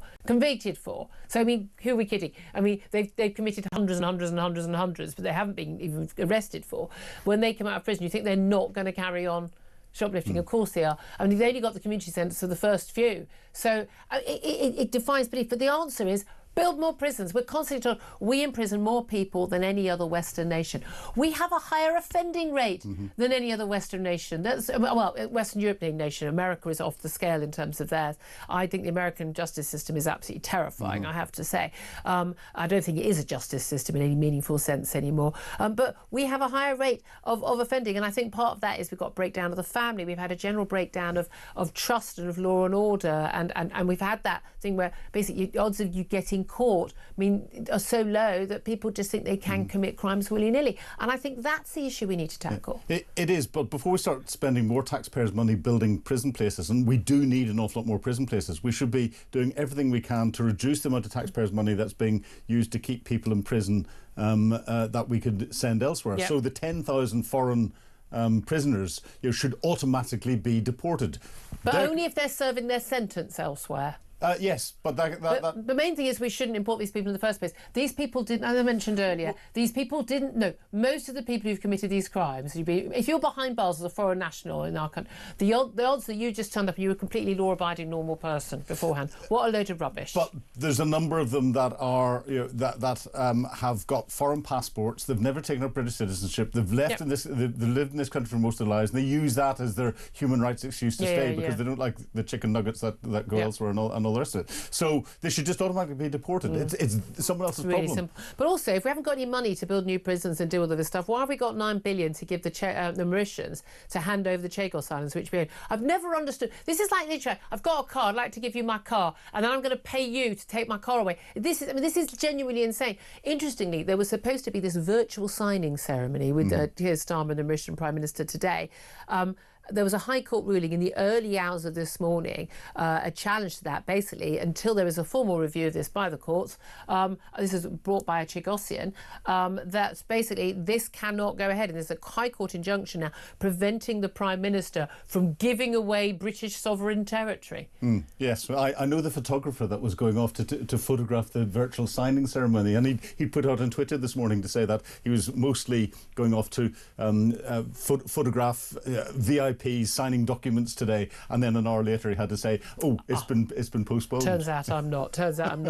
Just finally, I do want to talk just a little bit more about the two Israeli embassy staff in the US shot dead in Washington DC outside the Capitol Jewish Museum. There's a reason why they were targeted, because they were Jewish. This man a gunman who shot them dead in cold blood, he was immediately arrested. He actually ran into the museum. People were comforting him, thinking he had been a victim. People were carrying in the museum. He shouted, "Free, free Palestine," as he was arrested. The couple who were killed, Yaron Lisinski and Sarah Milgram, both staff at the Israeli embassy in the US, but also both a young couple who were a couple, romantically linked, and he'd already bought a ring. He was going to propose to her. They'd planned to go to Israel they were going to formally get engaged. Absolutely tragic. But as we were saying with a representative of the Israeli embassy here, this is what globalised the Intifada means. When you have the British and American media and everyone just telling everybody that Israel is the baddie, Israel the baby killers and a genocidists. I mean,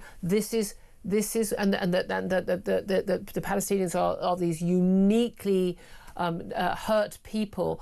This is what happens. I am disgusted at the amount of disinformation that's coming out of mainstream media, out of influencers, and the way people are taking to the streets to then push that out further, because all of them who are calling for attacks on Israel and everything else have got blood on their hands today. and they will try and justify it and say, but that's nothing compared to the blood that Israel's got. You can't it's justify absolute this. nonsense. It's complete nonsense. And again, I hold the BBC partly responsible, because they are a trusted news source around the world, and they are broadcasting absolutely blatant pro-Palestinian, anti-Israel propaganda. It is, I mean, lies. War reporters, presenters on the shows are pushing a narrative where this is a uniquely terrible war and there are uniquely, war crimes being committed by Israel. This is abject nonsense. It's provable. It's been debunked again and again. By the way, the Prime Minister Keir Starmer has just put out a tweet about that attack on the Israeli embassy staff, saying, "I thoroughly condemn the anti-Semitic attack outside the Israeli embassy in Washington, D.C. Anti-Semitism is an evil we must stamp out wherever it appears. My thoughts with their colleagues, family and loved ones. And as always, I stand in solidarity with the Jewish community." It's all very well, but he stood basically to try and elect Jeremy Corbyn, who I do believe, I don't know how many people who you can hang around with who are anti-Semitic without you being anti-Semitic yourself. I'm really sorry. He was a danger to this country. The hard left, absolutely, and utterly defiled by anti-Semitism right now. And Keir Starmer, when he was Shadow Brexit Secretary, spoke out not once. Not once. Sorry, mate. It's not good enough. 11:23 is the time. I do want to hear from you on all the topics we're talking about, whether it's about the sentencing review, chemically castrating rapists and paedophiles, whether it's about the net migration. Woohoo! It's halved. It's only down to a city the size of Bristol arriving every year. So apparently nothing to see here, folks. This is Talk. We are the home of common sense.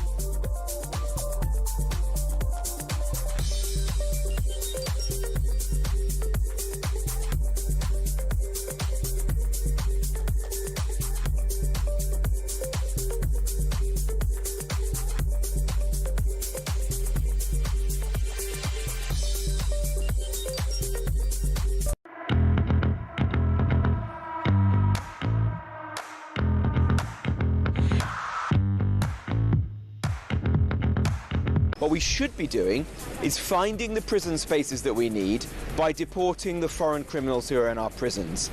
We're hearing today that the government thinks they need 9,500 extra prison places, but there are 10,800 foreign criminals in our prisons. Get those people out of our prison, deport them from our country. The number of people on remand in our prison awaiting trial is going up. It was 17,000 in December, and instead of across the UK, on DAB+, on your smart speaker, on your smart TV, and on your side. This is Talk. This is Talk, the home of common sense, with me, Julia Hartley-Brewer. 11:26 is the time. Let's finally get to your calls, 0344 499 1000, and your messages coming in. I just want to get to some of your migration messages. I'm asking you, what level of net migration do you want? As net migration to the UK has halved to 431,000 the whole of the last calendar year, 2024. I mean, still rather higher than when we voted for Brexit. Harry says, I don't believe the hype, still far too high. James says, we want to be achieving net negative. That's the target.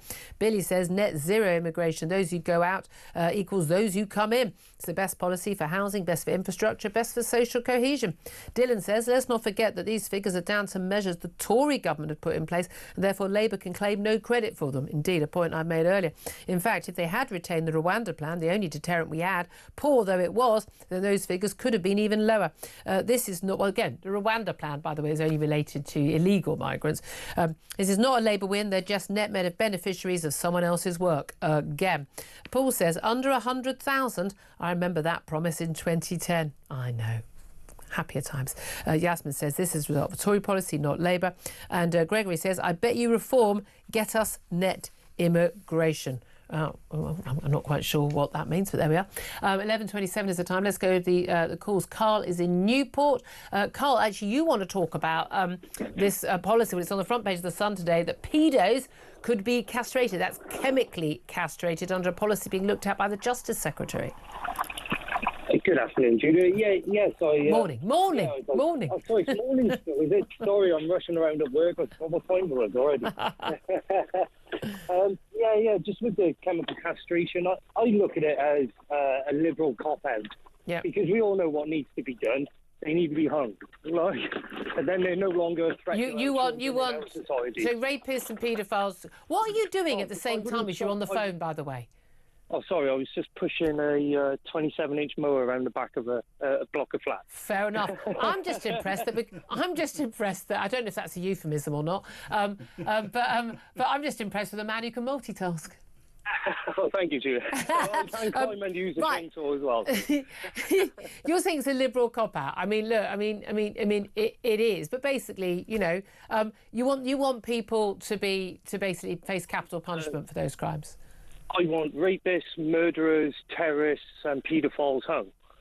And then that should create a lot more prison space. No, and all these people on whole life orders, why are we keeping them around? What do they cost us a year? What about you? We've had 2 cases in the last year of men who've been behind bars for serious crimes, one for rape, one for murder, which they didn't commit. They were absolutely innocent of those crimes. One kept behind bars for 38 years. Are you not concerned that someone could be killed by the state for a crime they didn't commit?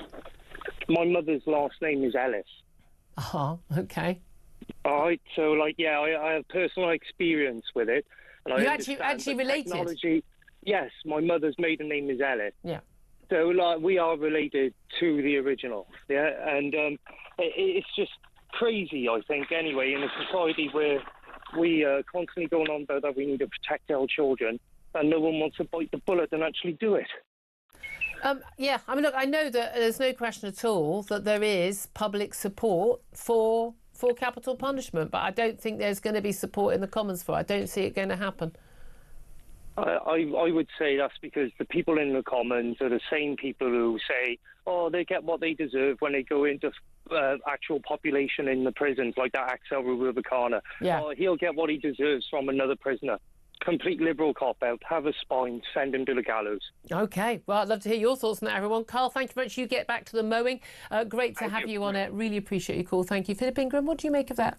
Yeah, I would be a supporter of the death penalty if it wasn't for the way justice is served in this country, because it's beyond reasonable doubt, which means that there is some doubt somewhere. What if someone confesses? What if someone says, look, we've literally got them on video committing the crime, whatever it is. They say, yeah, I did it, quite happy to have done it, I don't care.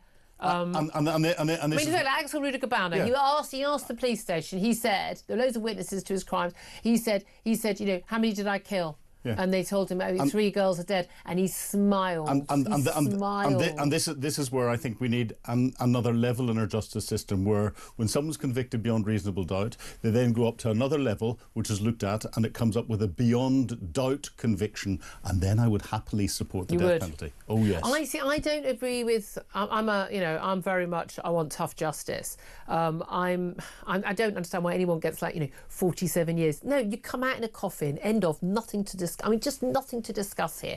And I don't understand rapists, double rapists, getting 14 years. Are you kidding me? You've done it twice. Are you kidding? You ain't coming out, mate. But I would be very tough on that, and I'd have pretty unpleasant conditions in behind bars for people like that who I don't believe can be rehabilitated. But I don't think it's good for us for there to be state-sanctioned murder. Well, it's not state-sanctioned murder. It's a punishment for I understand it's a punishment. A like for like crime. I'm intensely relaxed about horrible things happening to people behind bars who've committed horrible crimes. At the end of the day, we live in a society where there's a finite amount of money. We're paying £50,000 a year, approximately, to keep these people behind bars. That £50,000 a year, I would far rather be going to a neonatal nurse. And therefore you're saving lives. You're saving innocent lives. Yeah. And when it comes to, and we're in a hard society where decisions are being made whether you keep people alive or dead because of money. Yeah. Well, these people, I'm sorry, it's not worth the money. You heard it here. I'd love to hear your thoughts. I also want to hear your thoughts on migration. What level of net migration do you actually want? We've got those latest figures. We're going to be talking about them with Jamie Jenkins. He's a former statistician at the Office for National Statistics. What does he make of those latest stats and what is behind them? We're also going to be talking about that Chagos deal, signing of it today, temporarily there's court injunction to stop it from happening. We'll be talking to Tobias Elwood about that. Plenty more coming up, including Richard Tice, Deputy Leader of Reform, to get his thoughts on all of the big stories in the news. This is Talk, the home of common sense.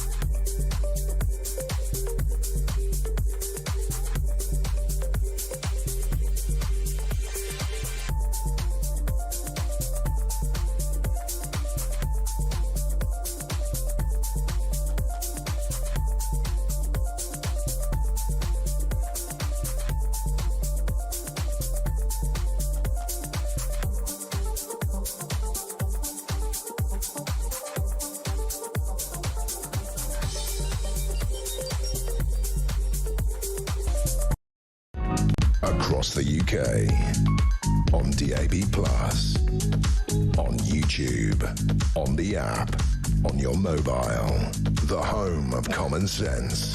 This is Talk. This is Talk, the home of common sense. For me, Julia Hartley-Brewer, Philip Ingram also here. Hang 'em and flog 'em, Philip Ingram, as he's now known. I'd love to hear your thoughts on what you had to say about, sod this chemically castrating paedophiles and rapists, as our caller Carl just said. While he was putting the mower away. Yes.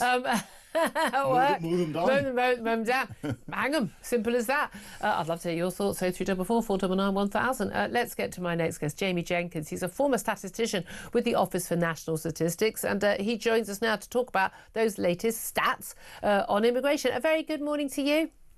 Good morning, Julia. You all good? Very good indeed. Thank you very much indeed for joining us. Now, you're someone who can crunch the numbers, and these numbers are often very difficult to take in. We get the numbers at 9:30 in the morning, just before we go on air, and I'm sort of get handed all these figures. I've got all these pieces of paper, and it's like, wait a minute, what does this mean? And it's net this and this and that. But basically, summary of the situation. We are looking at having a total of, net migration of people more coming to this country than leaving this country in the calendar year, January to December of 2024. 431,000 more people came to the country than left the country. This is down to quite a lot of people coming to the country, but also quite a lot of people leaving the country, students and others, dependents also not being allowed to be brought here. This figure is halved from where we were in 2023, almost exactly from 860,000 that year. But it is still, of course, 100,000 higher than when we voted for Brexit, and an awful lot higher than the tens of thousands we were promised back in 2010 by David Cameron. What do you make of these figures?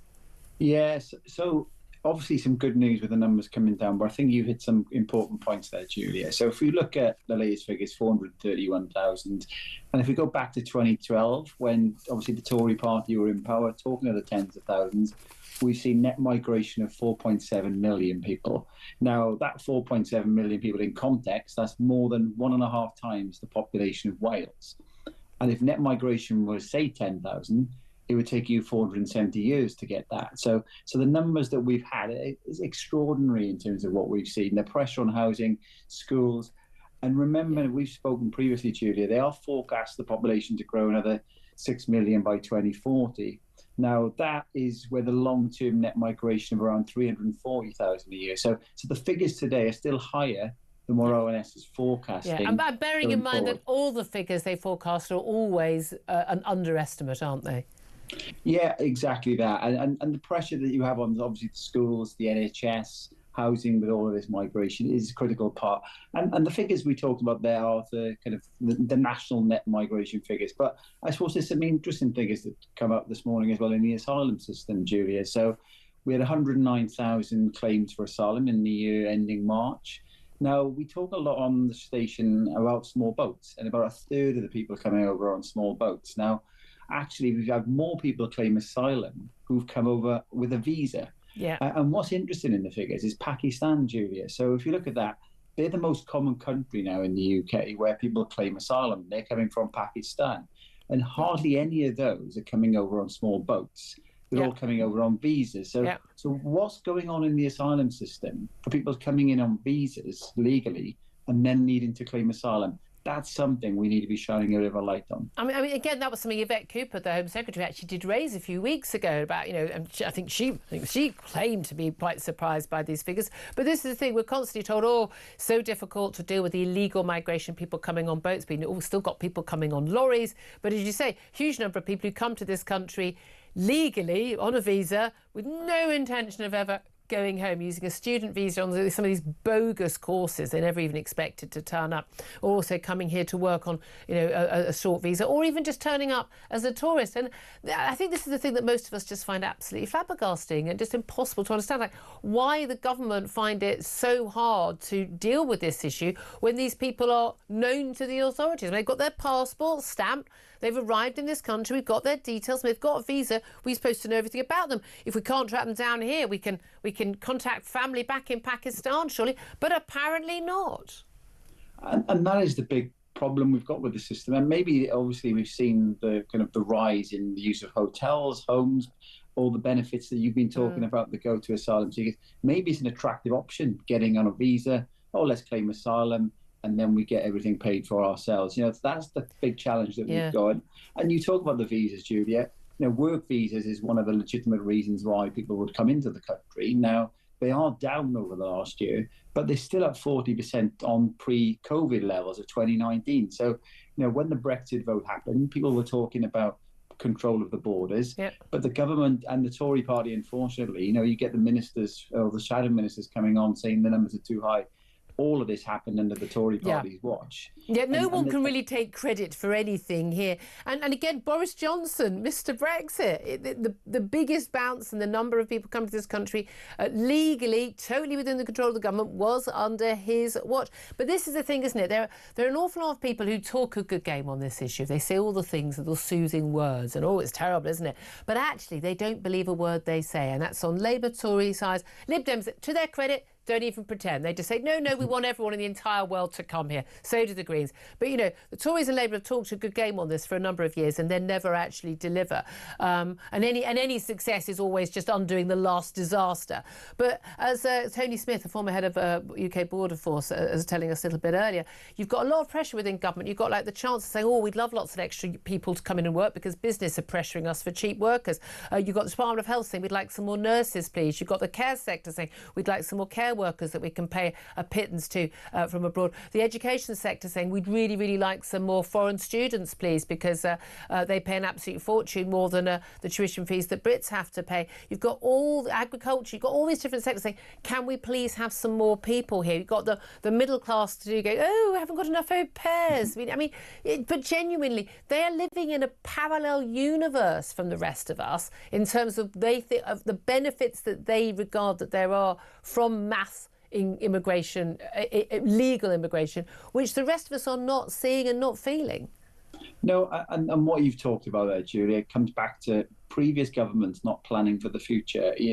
We've had a birth crisis in the country. We see in other countries as well, but that's caused in part because of the house prices going up, because of past migration. And then we haven't got enough doctors. Let's import more doctors and nurses because we haven't trained doctors and nurses.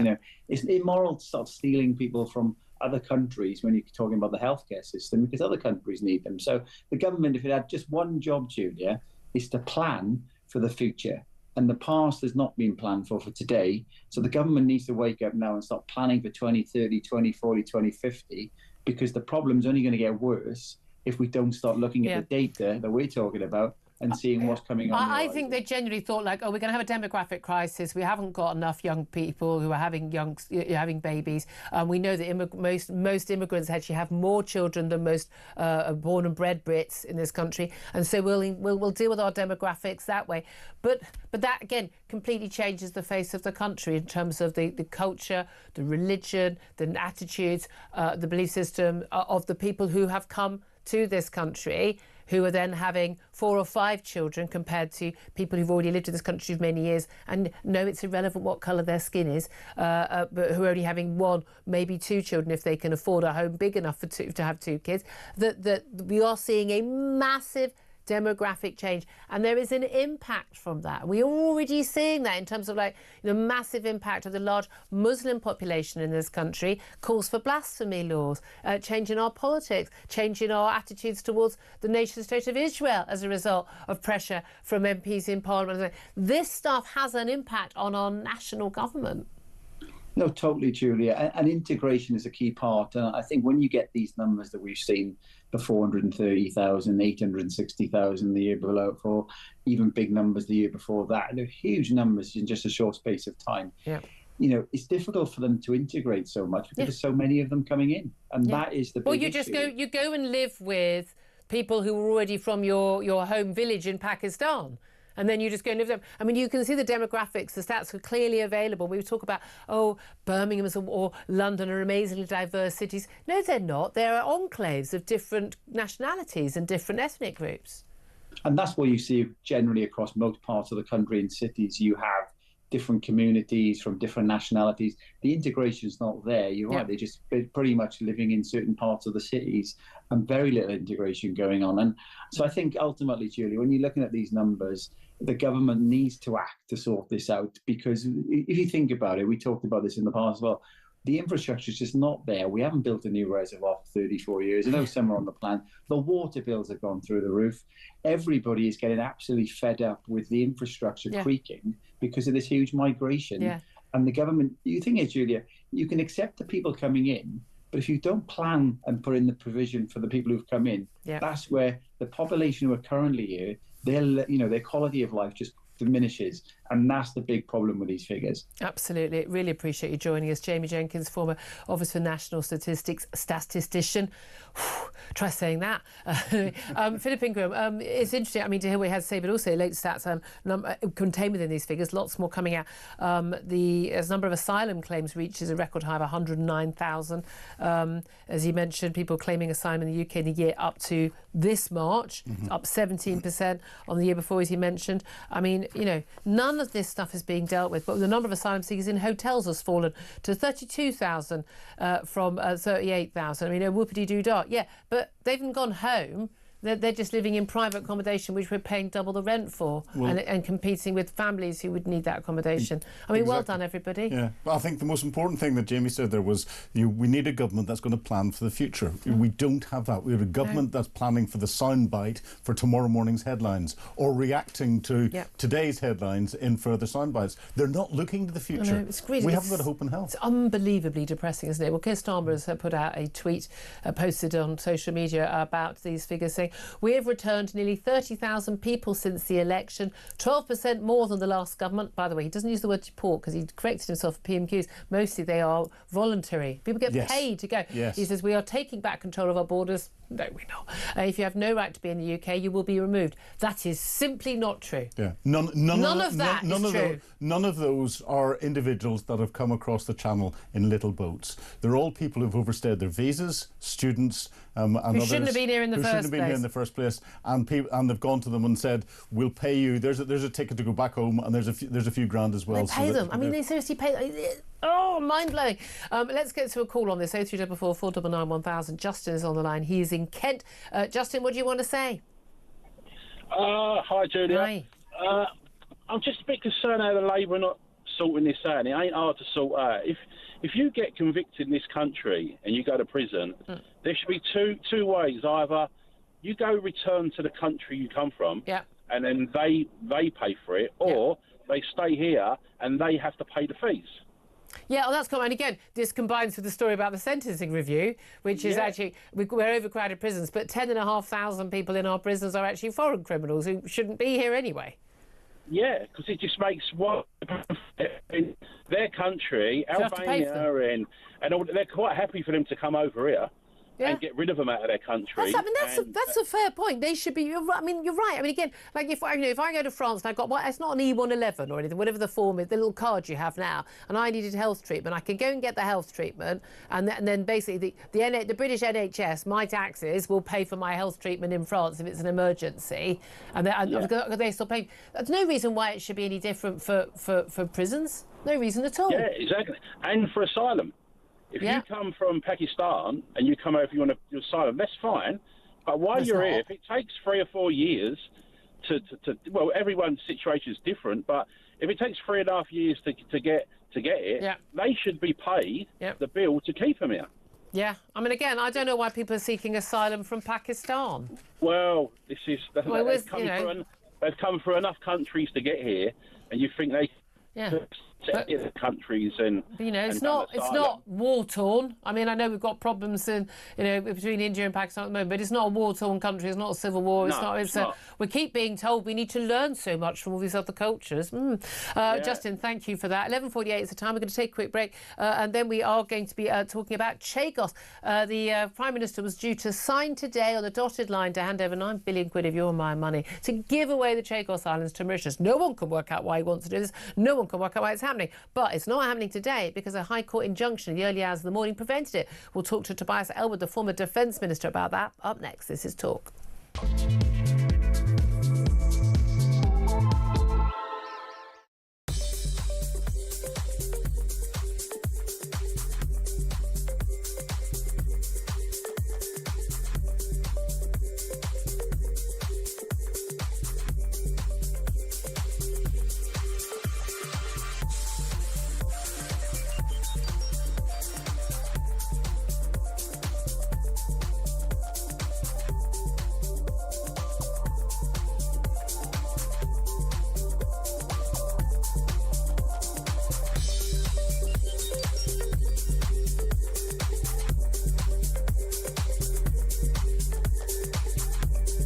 In the hard yards, Labour are reaching for the easy lever of releasing prisoners early.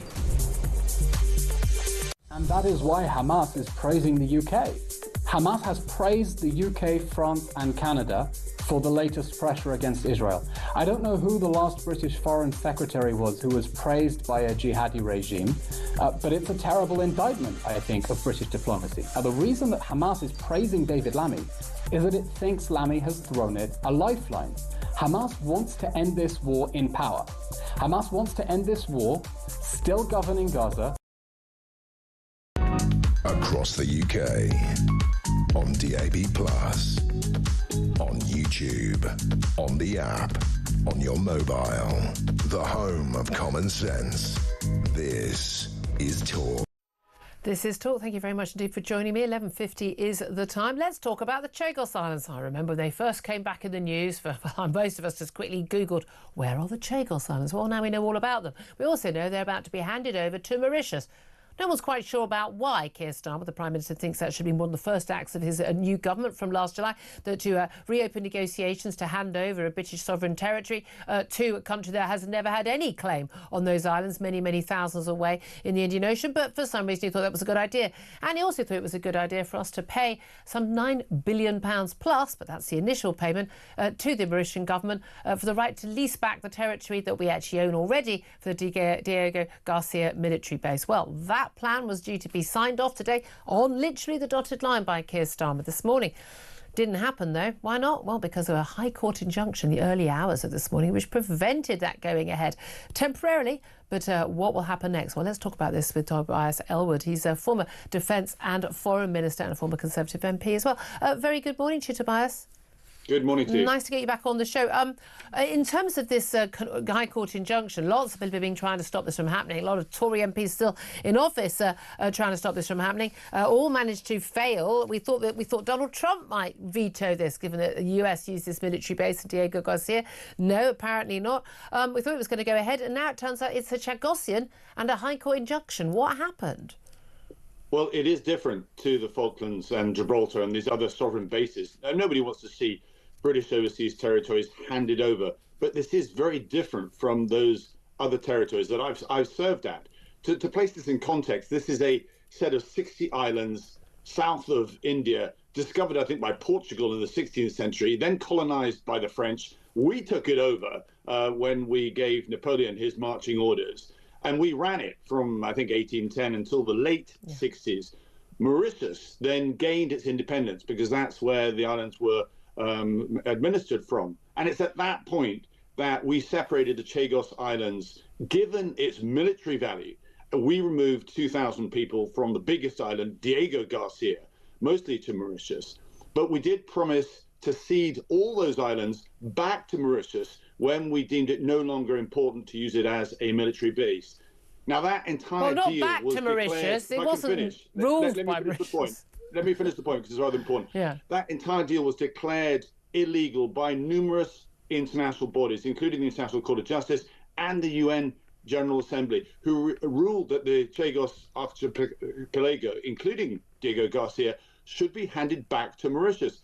And during my time as a minister and in the last Conservative government, we went round the blocks on this to try to prevent this from happening. And we've ended up with America agreeing. Donald Trump confirmed that this deal that we now have, which is where they base their intercontinental bombers and so forth, it's where they administer their power projection in the South Asia area, should be then deemed as a long-term 99-year lease that's been agreed with the British and American governments as well. It's not where we'd like to be, but you then, if you're saying no, you're not going to go down that road, you're then actually saying we're not going to support the outcome of the UN General Assembly. And that will be to the delight of Russia and China. You know what China is doing in the South China Sea. You know what Russia is doing in the Arctic. This is the difficulty. It's a much more nuanced argument than compared with the Falklands. Well, yeah, you say it's nuanced. You talk about the international courts. None of this was legally binding. These were all politically motivated and orchestrated legal campaigns. It's a load of abject nonsense. Mauritius has never ruled Chagos Islands, never has any claim to it. Absolutely absurd that we should even be thinking about this. No one can work out why on earth the Prime Minister thought this was a top priority. This never had to happen. There's no legal requirement for it. But he wants to hand it over, but then lease it back again. Why on earth does he not think it's a military risk? And why on earth has Donald Trump not vetoed it? Because that was one of the expectations, that when Donald Trump came into office, if we could delay it until he was in office on the 20th of January, when he got inaugurated for the second time, then he would clearly go, well, this is insane. Of course we're not going to agree to this. But he seems to have said it's okay. Why would they say that when everyone's concerned about the Chinese influence on Mauritius and the Chinese ability to get closer and listening posts and the like around this very significant military base that has been used for flying, jets to battles in the Middle East? This is a significant military base. Oh yes, I mean I don't disagree with you that it's one of our most important bases. Its location allows that power projection from America and Britain. It participated very much so in the Afghan campaigns in Iraq and so forth. Absolutely important. But ultimately, Donald Trump, who focuses on the art of the deal, his team, in fact, I was in America last week discussing this with the State Department. They've looked at the legal details. I hear what you say, but you're then going into a new place where you're actually going against international law. No, we're not. No, Tobias, that is completely wrong. There is no binding legal requirement for us to hand over this island to another island that has no claim on it.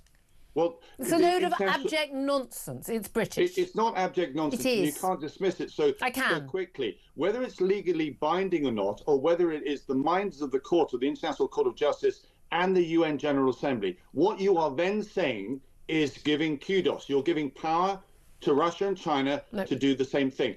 They already do that, by the way. They already do that. I think both of those bodies are a complete waste of space now, frankly. I've got very, very little time for both of them at the end of the day. But the point is, this is British territory. It doesn't have to be handed over. It is a risk. Why do you think that Keir Starmer is so keen on doing this, other than the fact that all his mates are human rights lawyers who are making big bucks off it?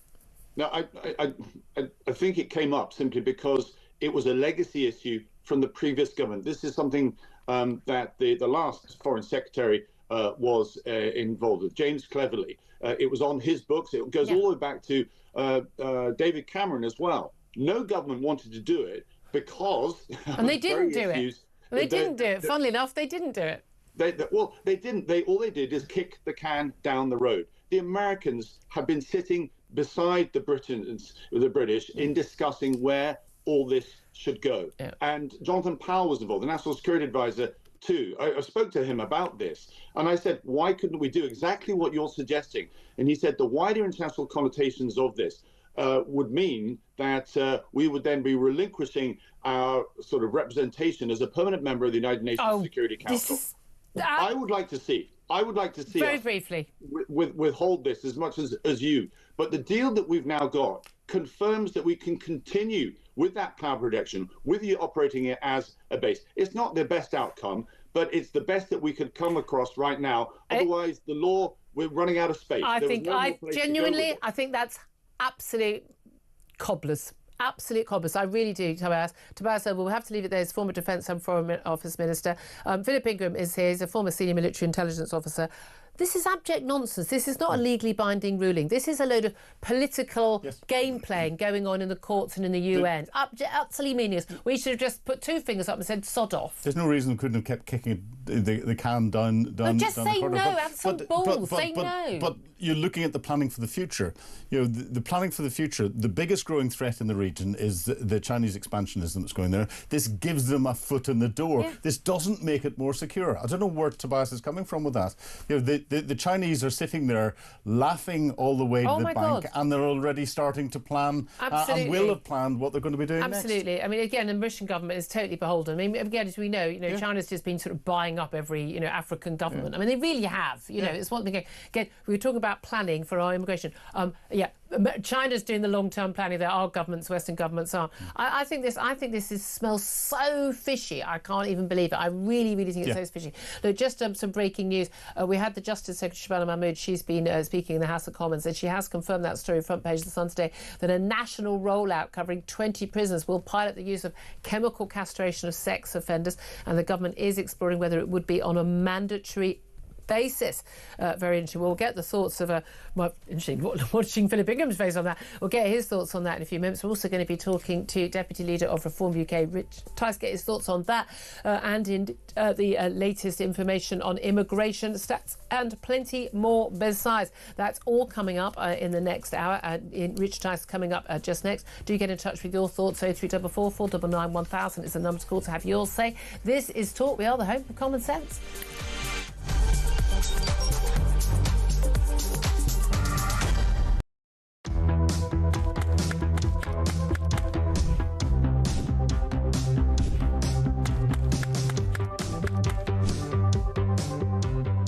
Is it transphobic to say only women have a cervix?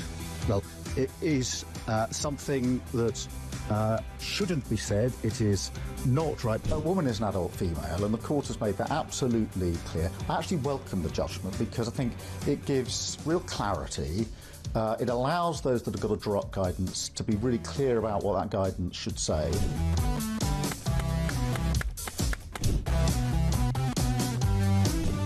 If you want to fight for Remain, vote Labour. Now, there are some who say we don't need Brexit to work.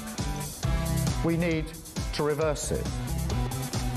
I couldn't disagree more.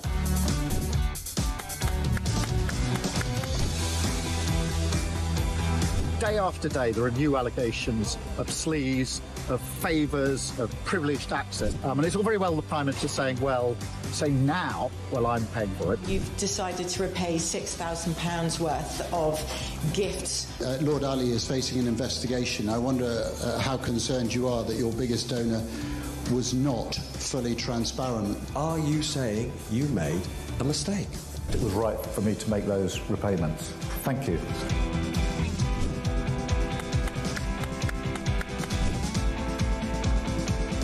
Of course, I wouldn't want Donald Trump round for dinner, but don't underestimate the danger to the world if Trump is re-elected this time around. I'm anti-Trump. I would like to send my warmest congratulations to President Trump on his inauguration as the 47th President of the United States.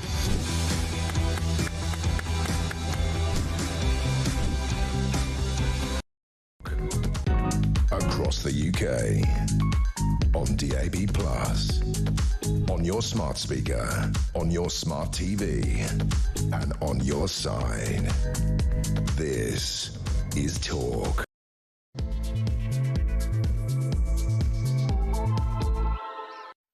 Good afternoon to you. This is Talk, the home of common sense. Thank you so much for joining me. Whether you're listening on DAB+ radio on your smart speaker or watching on YouTube, your connected device, I'm Julia Hartley-Brewer. You're in charge of getting those calls in. Do keep in touch on all the big topics we are talking about. 0344 499 1000 is the number to call if you want to have your say. Text the word talk in your message to 87222. Get in touch with us on X at talkTV. Have to say this bit. Calls are charged at the national rate. Text corresponds standard network rate message. But in particular, I want to hear from you about the latest figures on net migration. They came out at 9:30 this morning. They show that the UK has halved its net migration figure to 431,000 in terms of the total number of people who are turning up to this country in the year of 2024. That is literally half the number that came more to the country than left the country the year before. So we're all supposed to be celebrating that. Or are we celebrating it? It's still 100,000 higher than when we voted for Brexit back in 2016. I thought we voted about taking back control, including our borders. Apparently not. Illegal channel migrants also not looking to be in control. The latest analysis and forecast suggests they could hit not just the 46,000 record this year, but up to 50,000 this year on the current numbers who've coming across.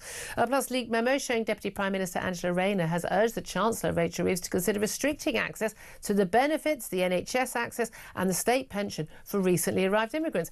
I'm not quite sure why they've got access to any of those things, but you know, I'm old-fashioned. And also, as we just had confirmed from the Justice Secretary Shabana Mahmood, a national rollout covering 20 prisons will pilot the use of chemical castration of sex offenders, rapists and paedophiles. And the government is exploring whether it would be on a mandatory basis. This, as we see the publication of David Gauke, the former Tory Justice Secretary, and his independent sentencing review, where he's looking at basically cutting the number of people going behind bars. He's looking at most offenders who show good behaviour, serving just a third of their sentence behind bars. Also, on a lighter note, there aren't many light stories today. Budget airlines could be launching standing-only seats as early as next year. They finally passed safety tests. Meanwhile, there is some good news here. Drivers are finally set to get a single app to pay for parking nationwide instead of needing a different one for different sides of the same sodding street and every hospital and every supermarket and goodness knows what. One app that would actually work. Mind-blowing. Anyway, we used to just put money in a machine. That worked pretty well as well. There we are. Anyway, all that coming up. Plenty more besides. Philip Ingram is still with us. Philip, just in terms of that rollout of chemical castration for sex offenders, there's a pilot that's been going on already, just one area. It's going to be rolled out covering 20 prisons. Is this on the front page of the Sun? Pedos to be castrated. Again, we're not talking about cutting off their meat and two veg. We are talking about chemical treatment. I'm thinking back to Turing. He was given this treatment for being gay. Yes. I mean, that was the thing, for being gay. As a punishment, and it massively affects your libido, your sexual urges. The idea is this would make these people safer. These men, who are we kidding? These men safer being around either women or children. Would you endorse this? Well, I wonder if the Justice Secretary would allow someone who's been chemically castrated to move in next door to her and not be concerned and to take her children to school and be a bus supervisor. I'm sorry, no. Why are we wasting our time on this? The paedophiles who are convicted should be locked away for life. Well, as one of our callers pointed out earlier, he thinks that they should just be hanged. Simple as that. So, you know, there are other options. Similar view. Well, let's get to my next guest now, and I know this will come up with him. Richard Tice is a Deputy Leader of Reform UK and one of their MPs, and joins us right now. Very, very good afternoon to you, Richard. Good afternoon. I am outside the courts of justice in central London, because you talk about standing room only. There is no room in the Court 69 where the government is trying to overturn the injunction overnight, and it is on an absolute knife edge, Julia. Right, It is Richard. on a knife edge. Richard, it's lovely to have you on the show. Nice if you could wait for a question. We know where you are. You're outside the High Court just because of this Chagos decision. I will come to that, but I want to talk to you about something which does affect more people. I think you'd understand even in your own constituents. And in fact, one of the reasons why Reform UK is riding high in the polls right now, 29% above not just Labour, but pushing Tories extraordinarily down into fourth place, according to the most recent YouGov poll. And that is the concerns a lot of people have over issues like crime and like, crucially, immigration. These latest figures from the Office for National Statistics in terms of legal migration, we are looking at legal migration net to this country, more people coming to this country over people leaving this country. It's halved from the 860,000 we had back in 2023 to 431,000 in the calendar year of 2024. Do you welcome those statistics?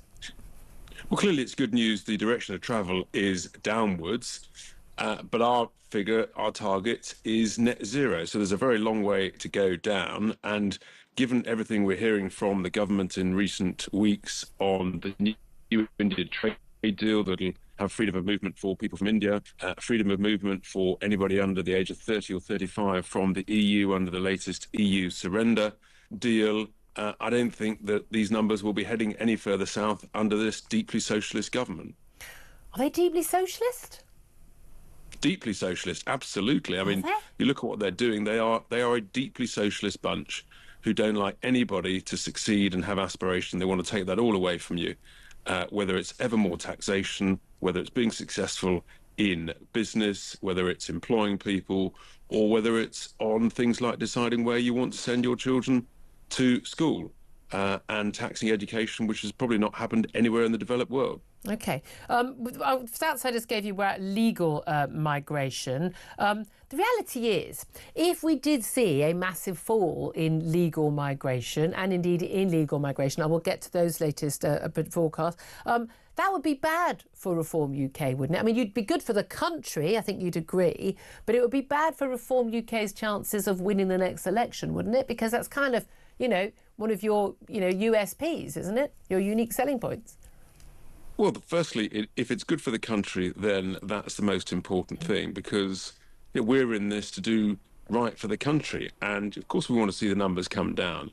But there are many other areas, of course, where, frankly, people don't trust this government in the same way they've lost trust and lost faith in the previous government. And democracy is about having choice. So even if the numbers come down, even if they stop the boats, Reform UK will, I think, continue to lead in the polls as we are at the moment, because people have had enough and people are getting poorer. That is the simple reality. There's no economic growth anywhere, and people can see the quality of public services is falling.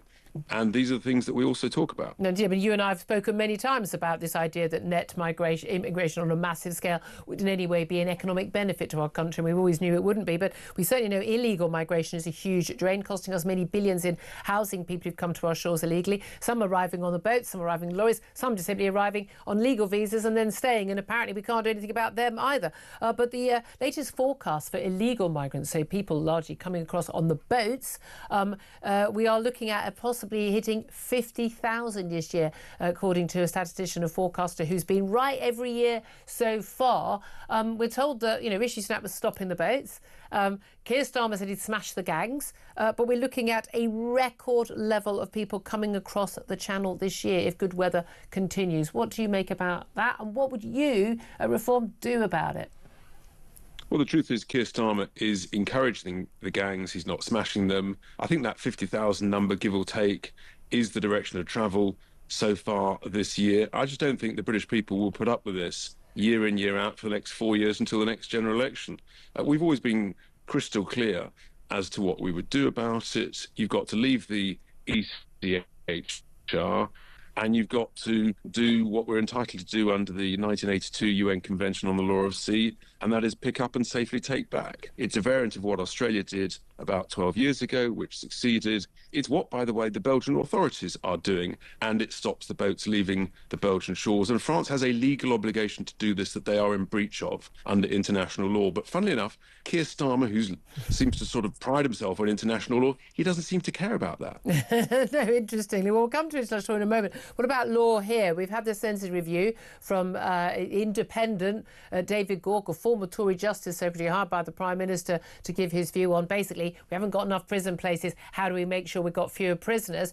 I mean, obviously it's not by cutting crime, because a lot of prisoners are going to be out on the streets. The plan is for those who are exhibiting good behaviour behind bars, they will only serve a third of their prison sentence actually behind bars. What do you make of that? What's the point of giving a prison sentence if you're then going to immediately say, oh, by the way, if you're a good chap or a good lass, you're only going to serve a third of it? I mean, a sentence is a sentence. Prison reform should be around actually educating and rehabilitating prisoners when they're in prison. If you want to clear some spaces, as I've constantly said in the Commons to the Secretary of State for Justice, then clear out and deport the 10,000 foreign criminals who are blocking up our prisons, and that would create plenty of space. And you're not going to create a deterrent if you give a sort of softly, oh, don't worry, if it's less than 12 months, then go and sweep the streets for a couple of days, and we'll give you a sort of a pat on the head. Well, they argue that we've got massively high reoffending rates. We've got a higher prison population than any other Western European nation. That's about the treatment and rehabilitation and education of prisoners when they are in prison, and that should be. And we don't do any of that, really. We don't do that in any reasonable, successful way, and we should do. I talk to charities involved in employing ex-offenders. And, when they help get people jobs, the reduction in reoffending is superb. So there needs to be much more focus on that. But a prison sentence is a prison sentence and should be served. And if we're short of spaces, clear out the foreign criminals, build a couple of prisons, and jobs are good. OK, well, what about the treatment of paedophiles and rapists and other sex offenders behind bars? It's been confirmed by the Justice Secretary, Shabana Mahmood, in Parliament in just the last hour or so that they are going to roll out a pilot into 20 different prisons using chemical castration of sex offenders. And they're looking at whether it could be on a mandatory basis or not. Of course, this is not cutting off the meat and two veg. This is chemical treatment. This is giving people drugs that basically lower their libido and their sexual urges, which means that people, in theory, would not be a threat to either women or to children. Or what do you make of this policy? Would you support it? I think it's an interesting idea. I think it's one of those where actually you can try something, you can see what works, what doesn't work, and learn some lessons. And if you're not prepared to try things, then frankly, you've got no chance in making progress. So look, let's look at it. There has to be some deterrent. The deterrent for sex offences at the moment clearly isn't working. So can it be mandatory? I mean, forcing someone to take a drug. We talk about, you and I talked an awful lot during lockdown, and with people trying to, require mandatory vaccines. People's got bodily, autonomy. I mean, I've got I hold no candle for these criminals. Of course, I don't want them out on the street still, but the argument is that to let them out on the street, we have to make them less of a danger. If it was mandatory, would you support that? I think you might do it in a phased process, Julia, but at the end of the day, with rights comes responsibilities. And if you give up your responsibilities and commit heinous sex offences, then bluntly, you lose some of those rights, potentially quite a lot of those rights. And I just think the criminality on our streets in so many different ways is so serious. We have to be prepared to talk about and do some difficult, uncomfortable stuff. And you might do it on a trial basis, and you might get some stuff right and some stuff wrong. But you know what? Top tip, don't be a sex offender. Yes, it's a really easy way of solving that issue, isn't there? Let's talk about, again, where you announced that you are right now. You're outside the Royal Courts of Justice. We've had a late night, early hours of the morning, High Court injunction preventing the planned signing by Keir Starmer and the Mauritian Prime Minister of a document basically handing over British sovereign territory of Chagos Islands to the Mauritians. We've just been speaking to Tobias Ellwood, the former Defence and Foreign Office Minister, who seems to think this was absolutely vital. We had to sign it because, you know, we've had all these, the United Nations had a vote, and the International Criminal Court, International Court of Justice said that the Mauritians had a right to this. These islands have never been owned by Mauritius. I can't for the life of me work out why anyone thinks they should, and why we should have to obey a non-legally binding court decision. It's highly political. It's clearly a risk to our national defence that we've got a military base at Diego Garcia. Do you welcome that there has been this temporary injunction on preventing this deal being signed? Oh yeah, by the way, I'm paying £9 billion for the privilege. But is it going to be enough? Because they're going to be able to overturn this, aren't they? Well, I do welcome the injunction that was served after 5 hours in the middle of the night. The government is trying to overturn that in the Court of Justice as I speak. If they're successful, then the Chagosians will immediately take that to the Court of Appeal, which might happen later today. But what we do know, and I can exclusively reveal, is one of the arguments used by the government overnight was that they had to get this signed by 9 o'clock this morning in order to lay it before Parliament before recess. Right. And so this is going to run and run. You may end up, frankly, with a situation where we have to recall Parliament.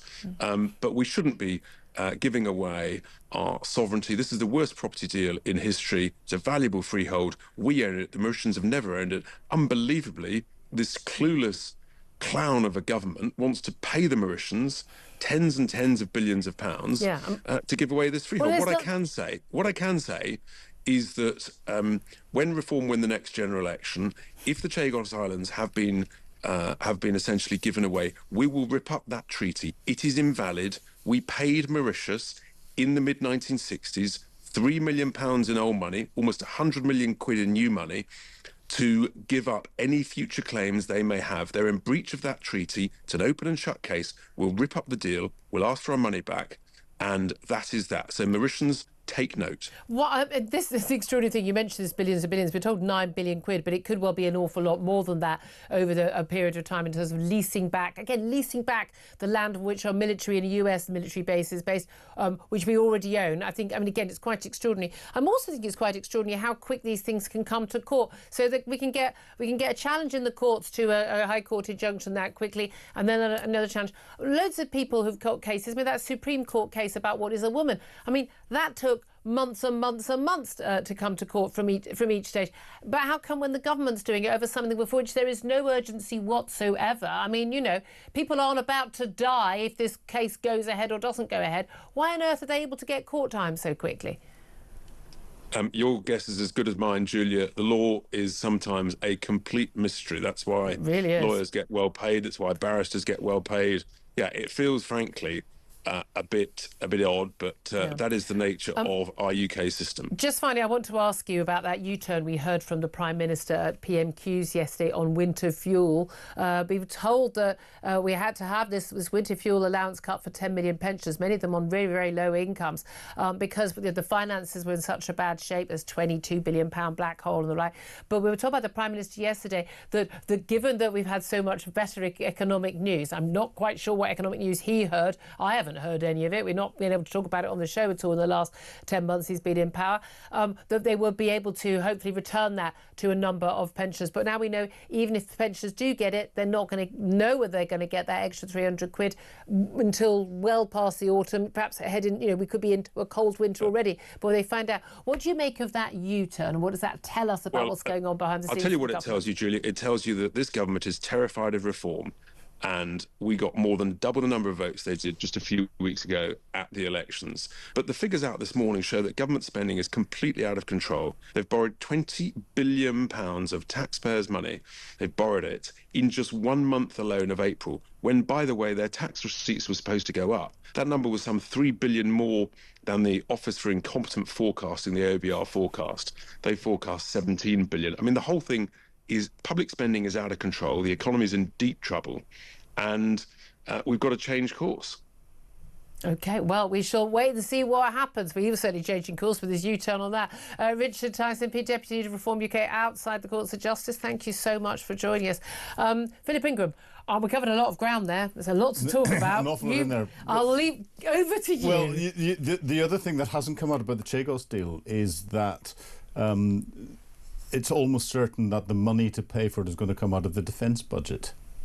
Brilliant. And at a time when we are under pressure, and the government's saying, oh, but we're putting our defence budget up to 2.5% of GDP and potentially 3%, most of that is going to go to paying for Chagos. So it's not going to defend us at all. In fact, it's undermining our defence. Correct. And this is going to be part of our getting up to, 2.5%? As the threat goes out. The Chinese today have just been talking about increasing their number of aircraft carriers that they've got and the size of them and having them nuclear powered, creating a greater power projection capability in the area. Yeah. No wonder Donald Trump is saying he doesn't want anything to do with Russia, Ukraine and elsewhere, because he needs to focus on Southeast Asia. Absolutely. The threat is growing enormous. And very, very real. Yes. I mean, again, it's the same as when Russia was lining up their troops and their tanks on the border of Ukraine.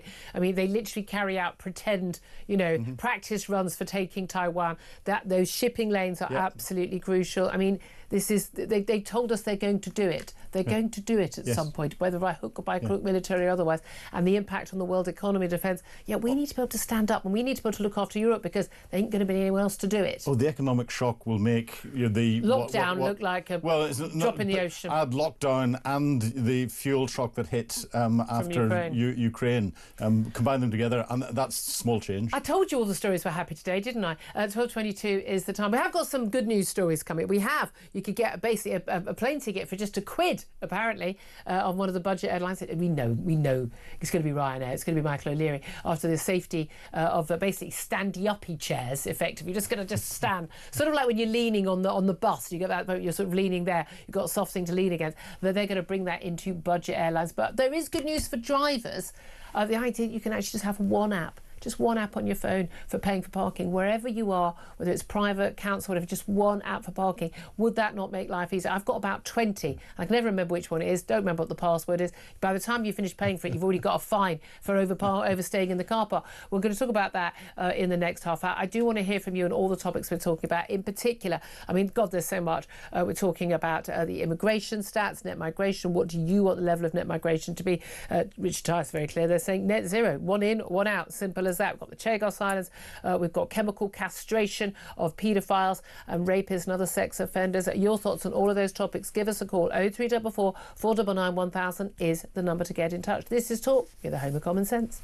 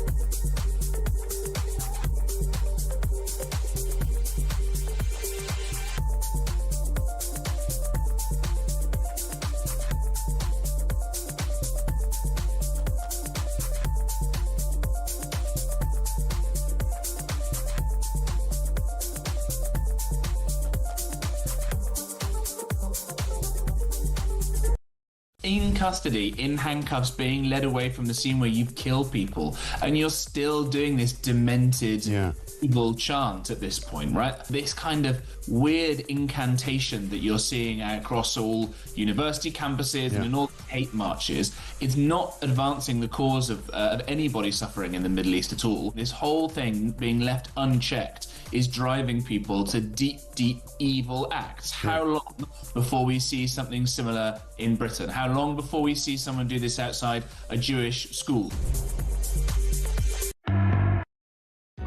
Across the UK, on DAB+, on your smart speaker, on your smart TV, and on your side. This is Talk. Good afternoon, welcome back to the show. 12:26 is the time. This is indeed Talk. I'm Julia Hartley-Brewer. Philip Ingram is still with me. Let's talk right now a bit more about where we are. This chemical castration. This front page of The Sun. Pedos to be castrated. It was the only paper to actually have some actual insight to things that were going to be announced about this sentencing review. We've got the sentencing review from a former Tory Justice Secretary, the current Tory Conservative, sorry, what's the word? Labour, that's it. Labour Justice Secretary Shabana Mahmood. Oh, it was the same party, who cares? Same party, Uni Party, exactly. I mean, you know, they have the same policies. She has just announced in the last hour in the House of Commons a national rollout of a trial of chemical castration of sex offenders covering 20 prisons. Well, let's talk about this with Grace, who's in London. She's given us a call, 0344 499 1000, to have her say on this. Grace, would you welcome this? Absolutely. I've been wondering for ages why this isn't happening. I'm really glad that this is being discussed. And I've wondered about whether it perhaps ought to be extended to the most violent prisoners as well, because reducing testosterone levels might reduce violence in prisons also. So I'm really glad that this is being talked about. I mean, it happens in lots of other countries. Germany, it's not, you know, it's quite normalised in other countries. Do you think it should be mandatory? I mean, I think this is not for when they're behind bars. This is like if you want to leave, if you want to out on licence, we need to make you less of a threat. Yeah, I think to have it be a part of whether or not people are able to leave prison would be sensible. Maybe not necessarily force it upon them, but to say you're only going to get out if this happens. But I think that more. So they don't have to do it, but we say, look, but you're too much of a threat if you won't do it. Yeah, I think that more broadly, with regard to prisons and sentencing, we have this feeling that we really, really want people to be locked up and punished, and that's quite natural because we have a sense of justice. But ultimately, it's more important that taxpayers' money is used to keep the public safer. And as weird as it sounds, I think we sometimes forget, I know people are aware of this, but we can forget that human beings are very complicated and can change. And some people, certainly not all, but some people do really have a change of heart and mind. I mean, I'm called Grace, and in the song Amazing Grace, the writer reflects on how he was doing something evil, but he came to believe in God, and he completely changed his mind and his way of looking at the world. Yeah, we find a lot of people who apparently, you know, find God when they're behind bars. I know, I get that. I'm all for rehabilitation and redemption, but I also think there's an element where, for instance, if you have, you know, raped a child and you found redemption and you are rehabilitated, part of that redemption would surely be understanding that what you did was an awful crime, and therefore you should be punished for it.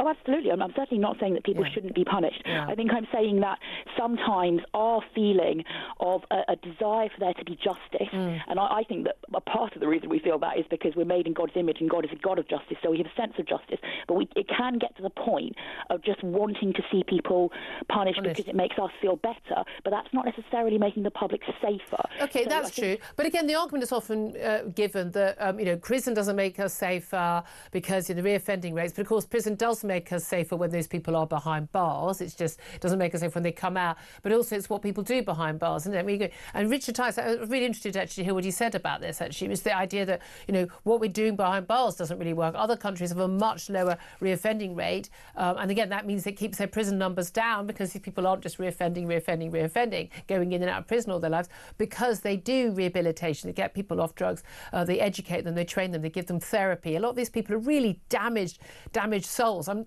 not forgiving them their crimes, but, you know, the reality behind why a lot of people are ending up in a life of crime. But we don't do that very well here.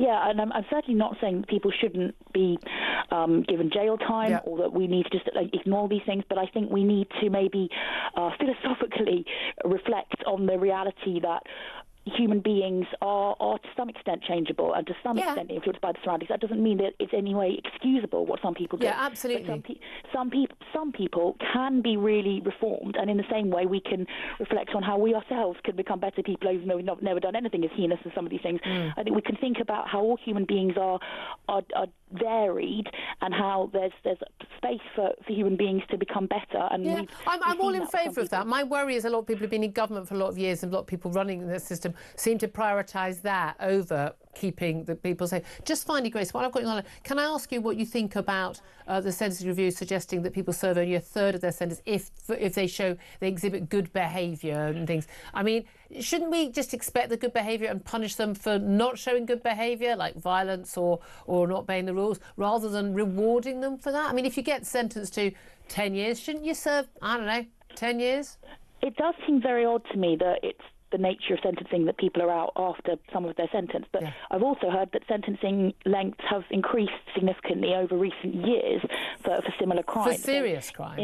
It might be better for them to prioritise incentivising good behaviour and looking at rehabilitation.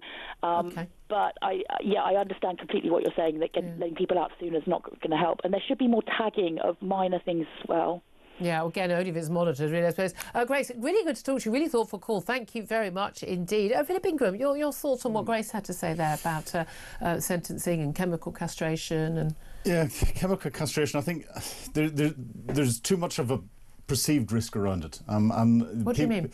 Well, people come... If you've got a prolific paedophile who's come to the end of a very long sentence and you're going to put them back out into society again and say they're chemically castrated, how does society know and have the confidence that that individual is actually bearing in mind safe? we've had like schizophrenics, and we had the man who killed those students in Nottingham and the caretaker, and he was supposed to be being treated in the community. I mean, he wasn't a criminal until that point, but he wasn't taking the drugs he was supposed to take. Exactly, and again, the probation service is so overwhelmed with everything that's there. You can't guarantee that. And when it comes to the sentencing, I think there needs to be a balance of carrot and stick. And it has to be done on an individual basis. But again, our prison system, our criminal justice system does not have A, the maturity, B, the leadership, C, the number of staff to be able to do that in a coherent way, so that it can be applied properly and evenly. Yeah, and that's always the concern, is it? Might be a good idea, where is it in practice? Well, we'll talk about that with actually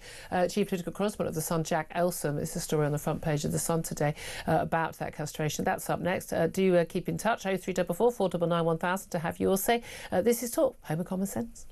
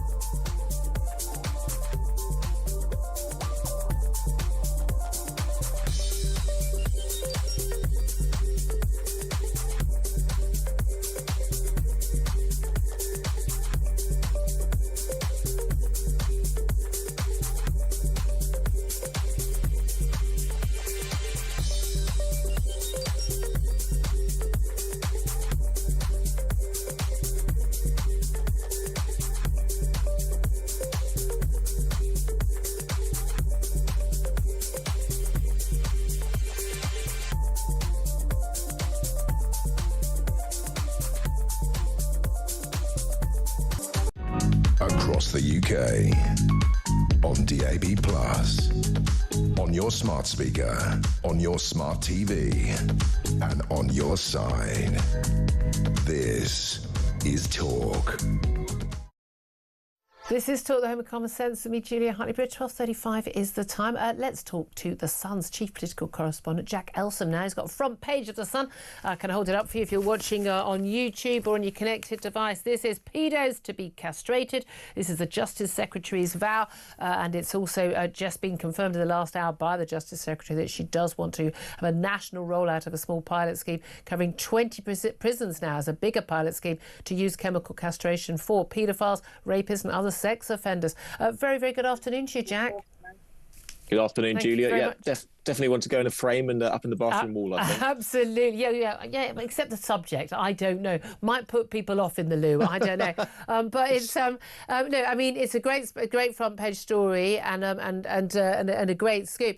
I think a lot of people would be sort of quite surprised by this. You've got the word castrated. People think of castration, as we know, involves the old knife and the meat and two veg. It's not what it means. It's chemical castration. Could you tell us how this would actually work and what it achieves? Yeah, of course. So chemical castration, as I understand it, is used by two drugs. One which is to limit testosterone, the other to limit libido. So it essentially dulls the twisted desires of sex offenders when they are in prison. Now, David Gork, in his independent sentencing review, suggested continuing a very small pilot, which is currently happening in the southwest of England on a voluntary basis. But we know that Shabana Mahmood wants to go much further than that. She wants to expand this voluntary scheme to 20 prisons across the country, then go nationwide, and then even looking to make this mandatory. Now, that is very much in the exploratory stages at the moment. But what government sources were pointing to me was various US states where getting chemical castration would be a condition of being released back into the community, having served your sentence, i.e. you would not have the sort of warped urges which previously afflicted you before you get released back into the community to cut reoffending rates. And the crucial there, when we say mandatory, is that it'd be forced on people. But, the deal is, but you don't have to have it. I believe in bodily autonomy. I do. I mean, people being behind bars, I want those people behind bars. If you're going to be released, condition of that release is you have to agree to have these drugs. The key thing I think a lot of people be concerned about is where are they getting these drugs? Are we making sure they're always getting these drugs so they don't wear off? We've had loads of cases, haven't we, about care in the community of people who are not criminals but have potential to be dangerous. We've seen the Nottingham killer, a schizophrenic, very, very dangerous man who stabbed 3 people to death, but also ran other people over. He hadn't been taking the drugs that he was supposed to keep safe. A lot of people be very worried that, well, okay, they're out on the streets, but how do we know they're actually taking the drugs they need to be taking to make sure that they aren't a risk to our children or to women? No, you're totally right. And obviously monitoring is going to be a massive part of this. And it does seem that this is incredibly early stages so far, and the details will have to be worked out. I think it is clear the government are coming from a position where this is actually going to be quite popular with the public. I mean, I haven't seen any polling on it yet. The public tend to be pretty hardline when it comes to punishing. Our audience seem to like it so far, that's for sure. Totally. And all the reaction that I've seen so far is broadly positive. And so they've got some good headlines today. I think a lot of people will be a bit concerned that this might be a one flash in the pan thought and actually it gets dropped further down the line. And I hope that it's not just going for the benefit of a news cycle and actually they do pursue this. But it seems that people are finding this quite encouraging. But obviously, there is a bit of an authenticity gap at the moment with stuff that Labour are saying and whether actually they believe it. That's such a nice way of putting it. No one believes the sodding word they say is how I would put it, Jack. Here's the thing. Great headline on the front page of a massively selling newspaper, The Sun, pedos to be castrated, on the day when David Gork, a former Tory Justice Secretary, releases his independent review into sentencing because there aren't enough prison spaces. Yep, largely the fault of the last Tory government of the last 14 years, to be fair, not building more spaces. But at the end of the day, talking about letting people out a third of the way through their sentence. A third of the way through. That would have been a very, very uncomfortable headline. I'm sure they're much happier with your headline. Do you think they're just trying to say, look over here, because we don't want people to notice that actually, for most criminals, they're barely going to serve any time behind bars now, if at all? Yeah, totally. And we got the full report out this morning, so much before our papers went to print. This obviously now has to be taken in the round. Obviously, it's fantastic they're considering such tough measures in terms of castration, as we talk about in The Sun today. But now we learn that obviously as well, We're going to have more violent offenders released earlier throughout their sentences. Shabana Mahmood isn't accepting all of David Gauke's recommendations, i.e. you won't get that earned release where if you do good behaviour in prisons, you get out earlier. But there are other elements, such as, for example, it's extending suspended sentences to 3 years, which means that people who get a 3-year prison sentence could have that. People could get a suspended sentence for 3 years, which seems incredibly soft. A massive softening of the justice system in general. People getting out much earlier through their sentences, including some violent offenders. Yeah. And the public will rightly be quite worried about this because, as I said before, a lot of people. I think most people view prison as the best form of punishment, and poll after poll seems to have shown that. And David Gauke, despite being a former Tory Lord Chancellor, I think it's pretty fair to say is probably on the more wetter side. I was going to say, he's a Lib Dem at his heart, isn't he? I mean, that's the thing on this issue. And again, it's interesting, again, all this coming out. We know a good day to bury bad news, latest immigration statistics, but Labour could claim that's good news, couldn't they? Because we've seen the stats. We've seen a halving of the net migration figures from 2023. 860,000 more people came to this country. They left down to 431,000 net. But of course, we've still got predictions of up to 50,000 illegal migrants coming to this country. And that figure, even of the legal migrants, people coming here on a visa, legally allowed to be here, 431,000. As people are pointing out, it is 100,000 more than when we voted for Brexit in 2016. It's also the size of a city of Bristol, the population of Bristol, arriving to live in this country every single year. I mean, again, none of this is going to wash with the British public, is it? Well, this is it, and people are welcoming the fact that it's been halved, but, it's a pretty low bar, isn't it? Obviously, it can get much worse than the almost close to 1 million people that came here in 2023, and so 400,000 is clearly a step in the right direction, largely, I think, due to the Tory measures on banning care worker dependents, and then obviously raising the skill salary threshold to £38,000. Keir Starmer has gone a bit further with that and probably will lop another 100,000 off that. But even all of that together, and you're still going to get a city the size of Wolverhampton added to the population every year. And so I think at the moment, people are calling for much tougher measures. Yes, it's fantastic, it's being cut, but actually it really doesn't go far enough in terms of where the public were. A poll out the other day showed that the public support basically net zero migration. And therefore 400,000, maybe even, if it goes down to 300,000, 200,000 in the next few years, it's still not going to cut the mustard with a lot of voters who will rightly feel pretty angry about it. Yeah, and those Home Office projections are still expecting it will be 300,000 or 400,000 every year. I must ask just finally, there's lots of stories going around about things that Angela Rayner, the Deputy Prime Minister and Housing Secretary, wants, and are rather undermining the Chancellor Rachel Reeves. Apparently she wants, some 8 taxes on the wealthy, on business, and so we can have more, don't have to have the spending cuts that we are seeing, and we're expecting the spending review next month. We've got a story about her today, talking about how we should cut migrants' access to benefits, to NHS care, to pensions. I think a lot of us are like, didn't know they were supposed to be able to have access in the first place. There is a bit of a battle for power going on at the very heart of government between two of the most senior figures in government, Angela Rayner and Rachel Reeves. Who do you think is going to win? Well, it's interesting because Angela Rayner clearly is the champion, and sort of the favourite daughter of the left of the party, who still, despite having their wings clipped over the past few years, are still pretty powerful. Lots of people in the grassroots, especially the membership, tilt more to the left than they do in terms of sort of maybe the Starmerite ranks of the party. But, I think when it comes to Keir Starmer, he's obviously incredibly loyal to Rachel Reeves, probably much more than he is to Angela Rayner. He's not a fan of Angela Rayner. She was rather foisted on him. Yes, exactly. And she's an elected Labour deputy. And so even if he wants to, he can't really get rid of her. He's tried to pull the rug from under her quite a few times. It hasn't really worked. Clipping her wings after the disastrous Hartlepool by-election, originally not putting her on the National Security Council when he first got into government. And so she's been pretty unhappy, I think, with the way a lot of the government policies are going, and seems to be making her feelings known, not just in private, but obviously it's happened some strange way to meander its way onto the front pages of newspapers as well. I know, how does that happen? Jack Elsom, so good to talk to you. Thank you very much. Congratulations on your splash, Chief Political Correspondent at the Sun newspaper.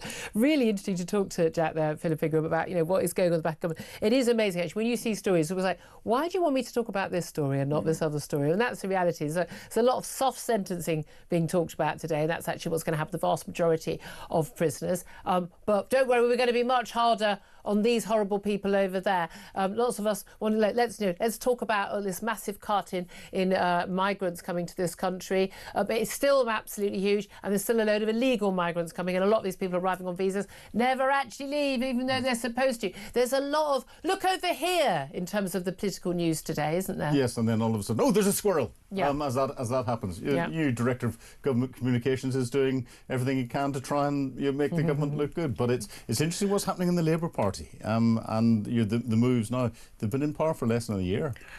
Do you know today is the anniversary of Rishi Sunak announcing that election campaign. Yeah. Remember the rain pouring on it? It was absolutely soaked. You thought, this is going to go horribly wrong for you, Rishi Sunak. I mean, it was just the worst decision ever in terms of politically for a Prime Minister. I think he's mostly gutted that he's still an MP and he has to still pretend to care, and he hasn't been able to just go off to California and earn more billions, but there we are. Anyway, I'd love to hear your thoughts on all the topics, but next we're going to talk about, genuinely, this could be good news. Well, if you don't mind standing up on a plane for a couple of hours, budget airlines, we know who we mean, Ryanair, are looking at possibly bringing in these standing seats, for want of a better phrase. They've been approved by the safety experts on aeroplanes. But also, finally, when you're going to park, whether there's a car park in a hospital or anywhere else on the street, having one app on your phone, just one app that allows you to pay to park anywhere in the country. Hail Mary, what a brilliant idea that someone's finally come up with. We're going to be talking about all of that with travel correspondent The Independent, Simon Calder. He's up next. This is Talk.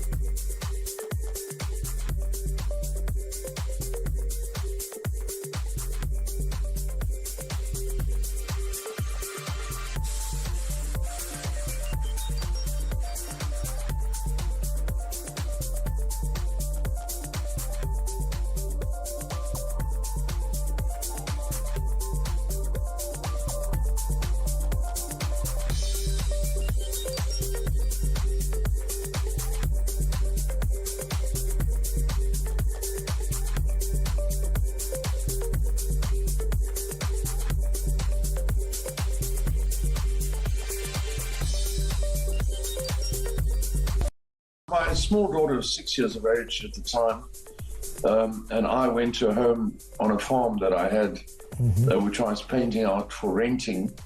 And after the painters left, about 8 of these characters came into the house and promptly started shooting at us.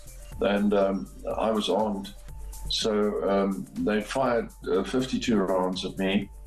We picked up 52 shells from their weapons. I fired 2 rounds. And I killed 3 of them.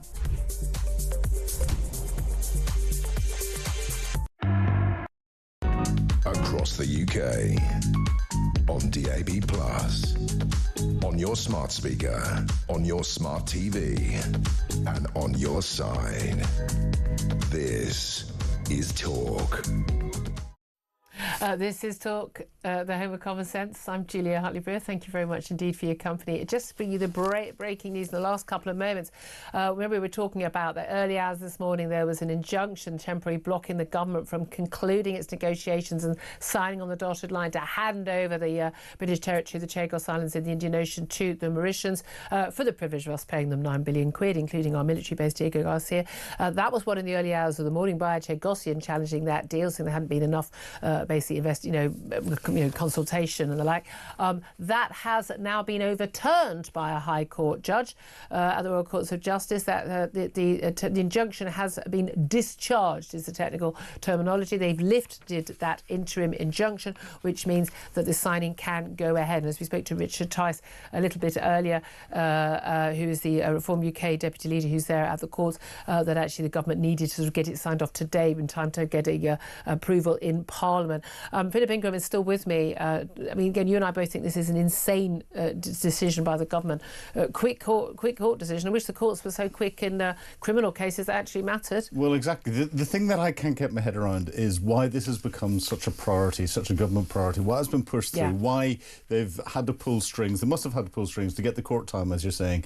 There's something about the whole thing that smells. Again, well, it's a load of Keir Starmer's mates who are earning a fortune as lawyers. I don't know why you would ever give away this territory. There is simply no legal requirement for it. It's absolutely insane. It really, really is. Well, I don't know whether you're going to be flying to Chagos Island soon. They're rather a long way away. When this story first came up about a year ago, we had to look up where it was, for goodness sake, most of us. But let's talk about... Did you? I did have to do that. I did. I was very open about it on air as well. I'm going to take a break. I'm going to look up where the Chagos Islands are.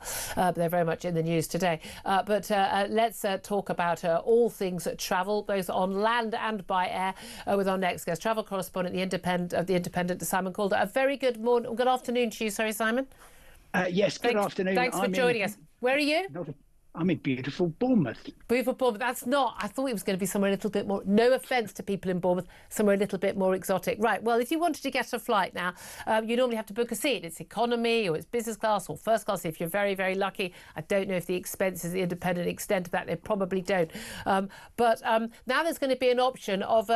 going by standing rather than seating after the design for I suppose a better expression could be, must be a better one than this, a standing seat on an airline has been approved by the safety experts, and budget airlines are looking at bringing them in within a year. What would this actually involve?